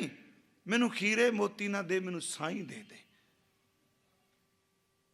राय भोए दी तलवंडी। मैं सिर्फ 5-7 मिनट लांगा, प्लीज काले ना पिया जे, क्योंकि शब्द ही सलोक ही इन्ने रस वाला है। राय भोए दी तलवंडी है जिस धरती ਨੂੰ ਅਸੀਂ ਨਤਮਸਤਕ ਹੁੰਦੇ ਹਾਂ। ਗੁਰੂ ਨਾਨਕ ਸਾਹਿਬ ਦਾ ਇੱਕ ਪਿਆਰਾ ਮੁਰੀਦ ਰਾਏ ਬੁਲਾਰ ਸਾਹਿਬ ਜੀ ਬਹੁਤ ਮੁਹੱਬਤ ਕਰਦੇ ਨੇ। ਵਕਤ ਮੇਰੇ ਕੋਲ ਸੱਚੀ ਗੱਲ ਜੇ ਨਾ ਹੈ ਨਹੀਂ, ਇੱਕ ਮੇਰੇ ਮਨ ਸੀ ਵੀ ਗੁਰੂ ਨਾਨਕ ਸਾਹਿਬ ਤੋਂ ਲੈ ਕੇ ਗੁਰੂ ਗੋਬਿੰਦ ਸਿੰਘ ਤੱਕ ਸਾਰਾ ਜੀਵਨ ਸੱਚੇ ਪਾਤਸ਼ਾਹਾਂ ਦਾ ਕਿਤੇ ਸ਼ਬਦਾਂ ਦੀ ਵਿਆਖਿਆ ਦੇ ਨਾਲ ਨਾਲ ਕੀਤਾ ਜਾਏ, ਪਤਾ ਲੱਗੇ ਹਜ਼ੂਰ ਦੀਆਂ ਬਖਸ਼ਾਂ ਕੀ ਹੋਈਆਂ। ਜਨਮ ਸਾਖੀ ਪੜੋ। ਰਾਏ ਬੁਲਾਰ ਤਾਂ ਇੱਥੋਂ ਤੱਕ ਸ਼ਬਦ ਕਹਿੰਦਾ, ਵੇਖੀ ਕਾਲੂ ਮਤੇ ਨਾਨਕ ਨੂੰ ਫਿੱਟ ਨੂੰ ਸ਼ਬਦ ਵਰਤਿਆ ਉੱਥੇ, ਕਿਤੇ ਅਪ ਸ਼ਬਦ ਨਾ ਵਰਤੀ। ਇਹ ਅੱਲਾ ਦੀ ਖੇਡ ਹੈ, ਤੇਰਾ ਪੁੱਤਰ ਬਣ ਕੇ ਆਇਆ ਪਰ ਅੱਲਾ ਦਾ ਨੂਰ ਹੈ। ਤੇ ਬਾਬਾ ਕਾਲੂ ਸਾਹਿਬ ਕਹਿੰਦੇ, ਤੁਸੀਂ ਬਜ਼ੁਰਗ ਹੋ ਕੇ ਇਹਦੇ ਪਿੱਛੇ ਤੁਰੇ ਫਿਰਦੇ ਹੋ, ਤੁਸੀਂ ਕੀ ਦੇਖਿਆ? ਕਹਿ ਲੱਗੇ, ਨਾਨਕ ਕਰਕੇ ਮੇਰੀ ਤਲਵੰਡੀ ਵਸਦੀ ਹੈ। ਨਨਕਾਣਾ ਸਾਹਿਬ ਵੀ ਨਾਮ ਉਹਨੇ ਰੱਖਿਆ ਸੀ, ਸ਼ਾਇਦ ਆਪ ਜੀ ਨੂੰ ਗਿਆਤ ਹੋਵੇ। ਇਹਦੇ ਕਰਕੇ ਮੇਰਾ ਸ਼ਹਿਰ ਵਸਦਾ ਹੈ। ਦੇਖਣਾ ਵਿਚਾਰ, ਜਦੋਂ ਹਜ਼ੂਰ ਤਲਵੰਡੀ ਤੋਂ ਤੁਰੇ, ਇਹ ਬਜ਼ੁਰਗ ਵਿਦਿਆ ਕਰਨ ਆਇਆ ਸੁਲਤਾਨਪੁਰ। ਜਦੋਂ ਮਹਾਰਾਜ ਆਏ, ਇਹਨੇ ਸਿਰਫ ਇੱਕੋ ਬੇਨਤੀ ਕੀਤੀ, ਬੋਲ ਨਹੀਂ ਸਕੇ ਬਜ਼ੁਰਗ ਰਾਏ ਬੁਲਾਰ ਜੀ। ਇੱਕੋ ਬੇਨਤੀ ਕੀਤੀ, ਮੁਹੱਬਤ ਬਹੁਤ ਕਰਦੇ ਸਨ। ਮਹਾਰਾਜ ਦੇ ਨਾਂ ਕਿੰਨੇ ਕਿੱਲੇ ਕਿੰਨੇ ਮੁਰੱਬੇ ਜ਼ਮੀਨ ਲਾ ਦਿੱਤੀ। ਕਹਿੰਦੇ ਨੇ ਮਹਾਰਾਜ ਜੀ ਨੂੰ, ਸੱਚੇ ਪਾਤਸ਼ਾਹ ਜੀ ਨੂੰ, ਮੇਰੇ ਲਈ ਹੁਕਮ ਕੀ ਹੈ? ਕਹਿੰਦੇ ਨੇ, ਰਾਏ ਜੀ ਆਪਣੀ ਤਾਕਤ ਕੰਮ ਨਾ ਕਰੇ ਤੇ ਅੱਲਾ ਦੇ ਦਰ ਤੇ ਅਰਦਾਸ ਕਰਿਓ। ਬਸ ਆਹੀ ਗੱਲ ਕਹੀ, ਅਰਦਾਸ ਦਾ ਪੱਲਾ ਨਾ ਛੱਡਿਓ। ਉਹਦਾ ਅੰਤਲਾ ਸਮਾਂ ਆਉਂਦਾ ਪਿਆ। ਰਾਏ ਬੁਲਾਰ ਦਾ ਬਿਰਹਾ ਬੜੇ ਕਮਾਲ ਦਾ ਹੈ ਜੀ। ਨੌਕਰਾਂ ਨੂੰ ਕਹਿੰਦਾ ਹੈ ਕਿ ਮੇਰੇ ਪਿਆਰੇ ਦੇ ਆਉਣ ਦੀ ਮੈਨੂੰ ਸੋਏ ਮਿਲਦੀ ਪਈ ਹੈ। ਇੱਕ ਕੰਮ ਕਰੋ, ਮੇਰਾ ਮੰਜਾ ਬਾਹਰ ਲਾ ਦਿਓ ਜੰਗਲ 'ਚ, ਜਿਸ ਤੋਂ ਰਾਹ ਪੈਂਦਾ ਹੈ ਤਲਵੰਡੀ ਨੂੰ। ਭਾਈ ਵੀਰ ਸਿੰਘ ਨੇ ਲਿਖਿਆ, ਇਹ ਜ਼ਰੂਰ ਪੜ੍ਹਿਓ ਜੇ ਕਿਸੇ ਕੋਲ ਗੁਰੂ ਨਾਨਕ ਚਮਤਕਾਰ ਹੋਵੇ, ਪਿਆਰੇ ਦੀ ਵਰੇ ਗੰਢ। ਕਹਿੰਦੇ ਸਾਹਮਣੇ ਦੂਰੋਂ ਅੱਜ ਆਇਆ ਸਵੇਰੇ ਕਿ ਪਿਆਰੇ ਨੇ ਆਉਣਾ, ਦੇਖਣ ਉਹਦੇ ਦਰਸ਼ਨ ਕਰ ਲਏ। ਸਾਹਮਣੇ ਇੱਕ ਰੱਥ ਤੁਰਿਆ ਆਉਂਦਾ, ਇੱਕ ਆਦਮੀ ਨਾਲ ਹੈ। ਨੌਕਰ ਕਹਿੰਦਾ, ਰਾਏ ਜੀ ਇੱਕ ਰੱਥ ਆ ਰਿਹਾ। ਉਹ ਰੱਥ ਨੇੜੇ ਆਉਂਦਾ ਹੈ, ਕੋਈ ਹੋਰ ਨਹੀਂ, ਉਹਦੇ ਵਿੱਚੋਂ ਬੇਬੇ ਨਾਨਕੀ ਜੀ ਬਾਹਰ ਨਿਕਲਦੇ ਨੇ, ਨਾਲ ਭਾਈਆ ਜੈ ਰਾਮ ਜੀ ਨੇ। ਰਾਏ ਬੁਲਾਰ ਸਾਹਿਬ ਜੀ ਦਾ ਮੰਜਾ ਦੇਖਦੇ ਨੇ, ਬਾਹਰ ਬੈਠੇ ਨੇ। ਬੇਬੇ ਨਾਨਕੀ ਜੀ ਅੱਗੇ ਉਤਰ ਕੇ ਰਾਹ ਤੋਂ ਅੱਗੇ ਵਧਦੇ ਆ। ਰਾਏ ਜੀ ਨੂੰ ਦੱਸਿਆ ਜਾਂਦਾ, ਬੇਬੇ ਜੀ ਆਏ। ਉਹ ਉੱਠ ਕੇ ਬੜੇ ਪਿਆਰ ਨਾਲ ਆਪਣਾ ਹੱਥ ਬੇਬੇ ਨਾਨਕੀ ਦੇ ਸੀਸ ਤੇ ਰੱਖਦਾ, ਨਾਲ ਅੱਖਾਂ ਭਰ ਆਉਂਦਾ ਹੈ। ਕਹਿੰਦਾ, ਮੇਰਾ ਪਿਆਰਾ ਜ਼ਰੂਰ ਆਏਗਾ। ਮੀਂਹ ਪੈਣ ਤੋਂ ਪਹਿਲਾਂ ਠੰਡੀਆਂ ਹਵਾਵਾਂ ਆਉਂਦੀਆਂ ਨੇ। ਮੇਰੇ ਗੁਰੂ ਨਾਨਕ ਦੇ ਆਉਣ ਤੋਂ ਪਹਿਲਾਂ ਉਹਦੇ ਪਿਆਰ ਦੀਆਂ ਠੰਡੀਆਂ ਹਵਾਵਾਂ ਆਉਂਦੀਆਂ ਪਈਆਂ। ਬੇਬੇ ਨਾਨਕੀ ਜੀ ਆਏ। ਭਾਈ ਸਾਹਿਬ ਨੇ ਤੇ ਦ੍ਰਿਸ਼ ਕਮਾਲ ਦਾ ਖਿੱਚਿਆ। ਦੂਸਰੇ ਤੀਸਰੇ ਦਿਨ 2 ਆਦਮੀ ਹੋਰ ਤੁਰੇ ਹੁੰਦੇ ਨੇ। ਇਹ ਕੌਣ ਨੇ ਜੀ? ਭਾਈ ਭਗੀਰਥ ਤੇ ਭਾਈ ਮਨਸੁਖ ਤੁਰੇ ਹੁੰਦੇ ਨੇ। ਰਾਏ ਕੋਲ ਉਹ ਵੀ ਆ ਜਾਂਦੇ ਨੇ। ਅਗਲੇ ਦਿਨ ਕੀ ਦੇਖਦੇ ਨੇ, ਇੱਕ ਕੱਲਾ ਤੁਰਿਆ ਹੁੰਦਾ, ਸਾਧ ਮਰਾਦ ਦੇ ਕੱਪੜੇ ਮੋਢੇ ਤੇ ਬਸਤਰ ਰੱਖਿਆ, ਝਾਵਲਾ ਪੈਂਦਾ। ਇਹ ਕੌਣ? ਪਤਾ ਲੱਗਾ ਭਾਈ ਲਾਲੋ ਸਾਹਿਬ ਜੀ ਤੁਰੇ ਹੁੰਦੇ ਨੇ। ਰਾਏ ਬੁਲਾਰ ਕਹਿੰਦਾ ਹੈ, ਮੇਰੇ ਪਿਆਰੇ ਦੇ ਰਸੀ ਆ ਗਏ ਨੇ, ਬਸੰਤ ਜ਼ਰੂਰ ਆਵੇਗੀ। ਸਾਰੇ ਉੱਥੇ ਸਤਸੰਗ ਹੋਣ ਲੱਗ ਪਿਆ, ਕੀਰਤਨ ਹੋਣ ਲੱਗ ਗਿਆ, ਉੱਥੇ ਪਾਠ ਹੋਣ ਲੱਗ ਪਿਆ, ਸਿਮਰਨ ਚੱਲਣ ਲੱਗ ਪਿਆ। ਸੱਚਮੁੱਚ ਇੱਕ ਦਿਨ ਉਹ ਮੇਰਾ ਪਿਆਰਾ ਮਹਿਬੂਬ ਧੰਨ ਗੁਰੂ ਨਾਨਕ ਸਾਹਿਬ ਵੀ ਉੱਥੇ ਆ ਪਹੁੰਚਿਆ। ਰਾਏ ਬੁਲਾਰ ਉਸ ਦਿਨ ਘਰ ਸਨ, ਅੱਜ ਨਹੀਂ ਆਇਆ। ਮੈਂ ਕਹਾਂਗਾ ਇਹ ਕੱਲੀ ਸਾਖੀ ਨਹੀਂ, ਪੰਥ ਨਿਹਾਰੈ ਕਾਮਨੀ ਲੋਚਨ ਭਰੀ ਲੈ ਉਸਾਸਾ, ਔਰ ਨਾ ਭਿੱਜੈ ਪੱਗ ਨਾ ਖਿਸੈ ਹਰ ਦਰਸ਼ਨ ਕੀ ਆਸਾ। ਦਰਸ਼ਨ ਪਿਆਸੀ ਦਿਨ ਸਰਾਤ ਚਿਤੋਂ ਅੰਧਿ ਨੀਤ। ਮਹਾਰਾਜ ਕਹਿੰਦੇ ਨੇ ਇੱਕ ਅਵਸਥਾ ਹੈ ਕਿ ਜਦੋਂ ਪਿਆਰੇ ਦੀ ਇੰਤਜ਼ਾਰ ਹੁੰਦੀ ਹੈ। ਰਾਏ ਬੁਲਾਰ ਸਾਹਿਬ ਘਰ ਨੇ, ਸਤਿਗੁਰੂ ਆ ਗਏ। ਬਾਹਰ ਭਾਈ ਚੰਦਰਭਾਨ ਦੇ ਖੂਹ ਤੇ ਬੈਠੇ, ਭਾਈ ਮਰਦਾਨੇ ਨੂੰ ਘਰ ਭੇਜਿਆ। ਖਬਰ ਪਹੁੰਚੀ, ਨੌਕਰ ਨਫਰ ਭੱਜ ਕੇ ਗਿਆ, ਰਾਏ ਜੀ ਗੁਰੂ ਨਾਨਕ ਸਾਹਿਬ ਆ ਗਏ। ਸੱਚੇ ਵੀ ਉਹਦਾ ਰੋਮ ਰੋਮ ਅਕਹਿ ਰਸ ਚੁਰਗ ਗਿਆ, ਧੰਨ ਗੁਰੂ ਨਾਨਕ ਸਾਹਿਬ। ਮੈਂ ਬੇਨਤੀ ਕਰਾਂਗਾ ਇਹਨੂੰ ਐਵੇਂ ਸ਼ਬਦਾਵਲੀ ਨਾ ਸਮਝਿਓ। ਗੁਰੂ ਗ੍ਰੰਥ ਸਾਹਿਬ ਕਹਿੰਦੇ ਨੇ ਧੰਨ ਗੁਰੂ ਨਾਨਕ ਸਾਹਿਬ ਕਹਿ ਦਿਓ ਤੇ ਪਾਪ ਕੱਟੇ ਜਾਂਦੇ ਨੇ। ਸੱਚੇ ਰਾਏ ਬੁਲਾਰ ਸਾਹਿਬ ਤੁਰੇ ਆ, ਬਜ਼ੁਰਗ ਨੇ। ਮਹਾਰਾਜ ਜੀ ਨੂੰ ਪਤਾ ਲੱਗਾ ਸਤਿਗੁਰੂ ਆਪ ਅੱਗੇ ਆ ਗਏ। ਸਾਡਾ ਇਤਿਹਾਸ ਕਹਿੰਦਾ ਹੈ ਚਰਨਾਂ 'ਚ ਝੁਕਣ ਲੱਗਾ ਬਜ਼ੁਰਗ, ਹਜ਼ੂਰ ਨੇ ਆਪਣੀ ਛਾਤੀ ਨਾਲ ਲਾ ਲਿਆ। ਕਹਿੰਦਾ ਨਹੀਂ, ਖੂਨ ਨਹੀਂ ਰਿਹਾ ਜਾਂਦਾ, ਕਿਰਪਾ ਕਰੋ ਓਨੀ ਦੇਰ ਤੱਕ ਨਾ ਜਾਓ ਜਿੰਨੀ ਦੇਰ ਤੱਕ ਮੇਰਾ ਸਰੀਰ ਕਾਇਮ ਹੈ। ਆਪਣੇ ਨੇਤਰਾਂ ਤੋਂ ਚੁੱਕ ਕੇ ਕੇਸ ਦਰਸ਼ਨ ਕੀਤੇ ਤੇ ਮੈਨੂੰ ਉਰਦੂ ਦਾ ਇੱਕ ਸ਼ੇਰ ਯਾਦ ਹੁੰਦਾ, ਮਾਨੋ ਕਹਿ ਰਿਹਾ ਸੀ, ये आंखें नहीं है चेहरे पे तेरे फकीर के, ये आंखें नहीं है चेहरे पे तेरे फकीर के, दो ठीकरे हैं भीख की दीदार के लिए। ये अखां नहीं, ये दो कटोरे ने तेरे दर्शन करन दे लई। जदों दर्शनां दी तलब लगेगी उदों रब बड़ा प्यारा लगेगा। ते निगो लगा रब सेती देखने विचार, उदों इन्ना प्यारा लगेगा, उदा हर बोल मन नूं चंगा लगेगा। उदों तां सोए सुनंदड़ी मेरा तन मन मौला, नाम जपंदड़ी लाली, पंध जलंदड़ी मेरा अंदर ठंडा, गुरदर्शन देखने खाली। जिन पट अंदर बाहर गुदड़ ते भले संसार, ते न्यो लगा रब सेती देखने विचार।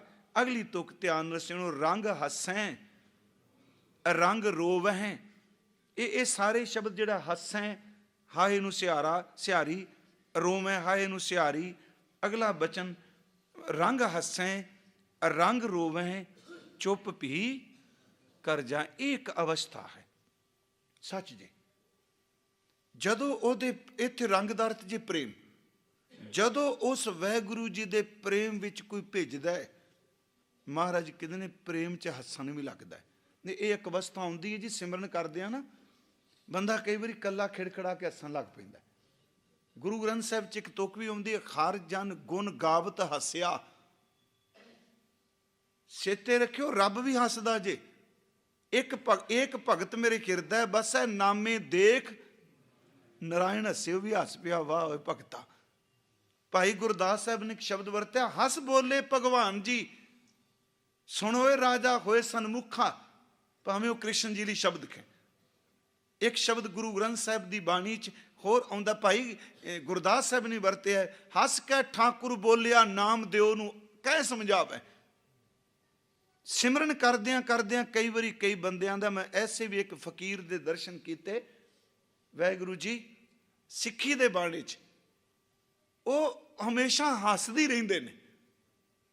ਇੰਨਾ ਹੱਸਣਾ, ਮਾਲਵੇ ਧਰਤੀ ਪਰ ਕਈ ਸਾਲ ਹੋ ਗਏ ਪਹਿਲਾਂ, ਇੰਨਾ ਹੱਸਣਾ, ਜਿਉਂ-ਜਿਉਂ ਹੱਸਣਾ ਉਹਦੇ ਹਾਸੇ 'ਚੋਂ ਵੀ ਗੁਰੂ ਗੁਰੂ ਦੀ ਆਵਾਜ਼ ਆਉਣੀ, ਤੇ ਚਿਹਰਾ ਇੰਝ ਲੱਗਣਾ ਵੀ ਜਿਵੇਂ ਖੂਨ ਲਾਲੀ ਫਟ ਕੇ ਬਾਹਰ ਆ ਜਾਣੀ। ਇੱਕ ਅਵਸਥਾ ਹੈ ਜੀ ਪ੍ਰੇਮ ਦੀ। ਪਰ ਚੇਤੇ ਰੱਖਿਓ, ਹਾਸਾ ਕਠੋਰਤਾ ਦਾ ਸੂਚਕ ਵੀ ਹੁੰਦਾ ਹੈ, ਹਰ ਹਾਸਾ ਪ੍ਰੇਮ ਦਾ ਸੂਚਕ ਨਹੀਂ। ਇਹ ਵੀ ਯਾਦ ਰੱਖੋ, ਹਾਸੇ ਨਾਲ ਕੁੜੱਤਣ ਵੀ ਪੈਦਾ ਹੁੰਦੀ ਕਈ ਵਾਰੀ। ਮੰਨ ਲਓ ਇੱਕ ਬੰਦਾ ਕਿਤੇ ਡਿੱਗ ਪਏ, ਦੂਜਾ ਤਾੜੀ ਮਾਰ ਕੇ ਹੱਸ ਪਏ, ਕਹਿੰਦਾ ਮੇਰੇ ਡਿੱਗਣ ਤੇ ਹੱਸਿਆ। ਉਹ ਹਾਸਾ ਦੁਖਦਾਈ ਹੁੰਦਾ ਹੈ। ਕਿਸੇ ਬੰਦੇ ਦਾ ਨੁਕਸਾਨ ਹੋ ਜਾਏ ਤੇ ਬੰਦਾ ਮੁਸਕਰਾਏ, ਅਗਲਾ ਫੀਲ ਕਰਦਾ ਹੈ ਇਹ ਤਾਂ ਹੱਸਿਆ, ਮੇਰਾ ਨੁਕਸਾਨ ਹੋਇਆ ਹੈ। ਇਸੇ ਕਰਕੇ ਬਾਣੀ ਨੇ ਕਿਹਾ ਤੂੰ ਹੱਸ, ਕਿਸੇ ਦੀ ਗਰੀਬੀ ਵੇਖ ਕੇ ਨਾ ਹੱਸ। ਕਬੀਰ ਗਰਬ ਨਾ ਕੀਜੀਏ ਰੰਕ ਨਾ ਹੱਸੀਏ ਕੋਈ, ਹਾਸਾ ਉੱਤੇ ਸ਼ਬਦ ਵਰਤੇ। ਇੱਥੇ ਪ੍ਰੇਮ 'ਚ ਹੱਸਦੇ ਨੇ, ਰੰਗ ਹੱਸੈਂ ਰੰਗ ਰੋਵੇਂ ਉਹਦੇ ਪ੍ਰੇਮ ਵਿੱਚ ਵੀ ਕਹਿੰਦੇ ਨੇ ਮੈਂ ਨੀਰ ਵਹਿ ਚੱਲੈ ਜਿਉ, ਚੁੱਪ ਵੀ ਕਰ ਜਾਏ। ਕਈ ਦਿਨ ਬੋਲਦੀ ਕੋਈ ਨਹੀਂ, ਖਾਮੋਸ਼ ਰਹਿੰਦੇ ਨੇ। ਇਹ ਵੀ ਮੈਂ ਬੇਨਤੀ ਕਰਾਂਗਾ, ਇਹ ਚੁੱਪ ਵਾਲੀ ਅਵਸਥਾ ਬੜੀ ਬਾਅਦ ਦੀ ਹੈ। ਇਹ ਤਿੰਨ ਅਵਸਥਾਵਾਂ ਨੇ ਅਸਲ ਸਿਮਰਨ ਦੀਆਂ। ਹੱਸਣਾ, ਉਹਦੇ ਪ੍ਰੇਮ ਚ ਰੋਣਾ, ਲੋਚਨ ਭਰੀ ਲੈ ਉਸਾਸਾ, ਔਰ ਨਾ ਭਿੱਜੈ ਪਗ ਨਾ ਖਿਸੈ ਹਰ ਦਰਸ਼ਨ ਕੀ ਆਸਾ। ਚੁੱਪ ਵੀ ਕਰ ਜਾਏ, ਖਾਮੋਸ਼ੀ ਚਲੇ ਗਏ, ਕਿਸੇ ਨਾਲ ਨਹੀਂ ਬੋਲਣਾ। ਤੇ ਚੇਤੇ ਰੱਖਿਓ, ਇਹ ਚੁੱਪ ਉੱਥੇ ਪੈਦਾ ਹੁੰਦੀ ਹੈ ਜਿੱਥੇ ਗਹਿਰਾਈ ਡੂੰਘਾਪਨ ਆ ਜਾਂਦਾ। ਫਿਰ ਬੇਨਤੀ ਕਰਾਂਗਾ, ਇੱਕ ਉਰਦੂ ਦਾ ਸ਼ੇਰ ਹੈ, ਕਹਿ ਰਹਾ ਹੈ ਸ਼ੋਰੇ ਦਰਿਆ ਸੇ ਸਮੁੰਦਰ ਕਾ ਸਕੂਤ। ਦਰਿਆ ਆਉਂਦਾ, ਛਾਲਾਂ ਮਾਰਦਾ, ਛਾਂ ਕਰਦਾ, ਸਮੁੰਦਰ ਅੱਗੋਂ ਚੁੱਪ ਬੈਠਾ। ਕਹਿ ਰਹਾ ਹੈ शोरे दरिया से समुंदर का सकूत, जिसमें जितना जबर होगा वो इतना ही खामोश होगा। जिन्ना कोई गहरा होवेगा उन्ना चुप होवेगा। रंग हसें रंग रोवें, चुप पी कर जाहें। ते अगला बचन, परवाह नाही किसे केरी, किसे दी कोई परवाह नहीं। संतन अवर न काहू जानी, बेपरवाह सदा रहा कर के जाको पाक स्वामी। परवाह नाही किसे केरी, बाज सच्चे। इत्थे मैं बेनती करनी है, ना हो नहीं जे पढ़ना, हा मुक्ता है। अक्सर इहदा पाठ जी जदों सुनने ही सुनीदा है कि परवाह नाही किसे केरी, बाज सच्चे। ना हा बोलना, ना भी नहीं कला ना। इहदा मतलब पति, परमात्मा पति तो बिना रंग रतड़े किसे दी परवाह नहीं करते।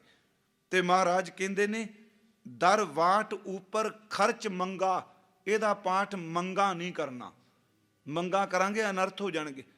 ਦਰ ਵਾਟ ਦਾ ਅਰਥ ਹੈ ਪਰਮਾਤਮਾ ਦੀ ਭਗਤੀ ਵਾਲੇ ਉਹਦੇ ਦਰ ਤੇ ਬੈਠੇ ਨੇ। ਦਰ ਦੇਖੋ, ਫਿਰ ਸੁਣਿਓ, ਦਰ ਵਾਟ ਉੱਪਰ ਖਰਚ ਮੰਗਾ, ਉਹਦੇ ਦਰ ਤੇ ਬੈਠੇ ਨੇ। ਵਾਟ ਦਾ ਅਰਥ ਹੈ ਪੈਂਡਾ, ਸਫਰ। ਉਹ ਕਹਿੰਦੇ ਨੇ ਪਰਮਾਤਮਾ ਤੇਰੇ ਦਰ ਤੇ ਆਇਆ ਵਾਂ ਤੇ ਆਤਮਿਕ ਸਫਰ ਵਾਸਤੇ ਨਾਮ ਦਾ ਖਜ਼ਾਨਾ ਚਾਹੀਦਾ ਹੈ। ਮੈਂ ਤੇਰੇ ਬੂਹੇ ਤੇ ਬੈਠਾ ਵਾਂ, ਮੇਰੀ ਝੋਲੀ 'ਚ ਨਾਮ ਦੀ ਦਾਤ ਪਾ।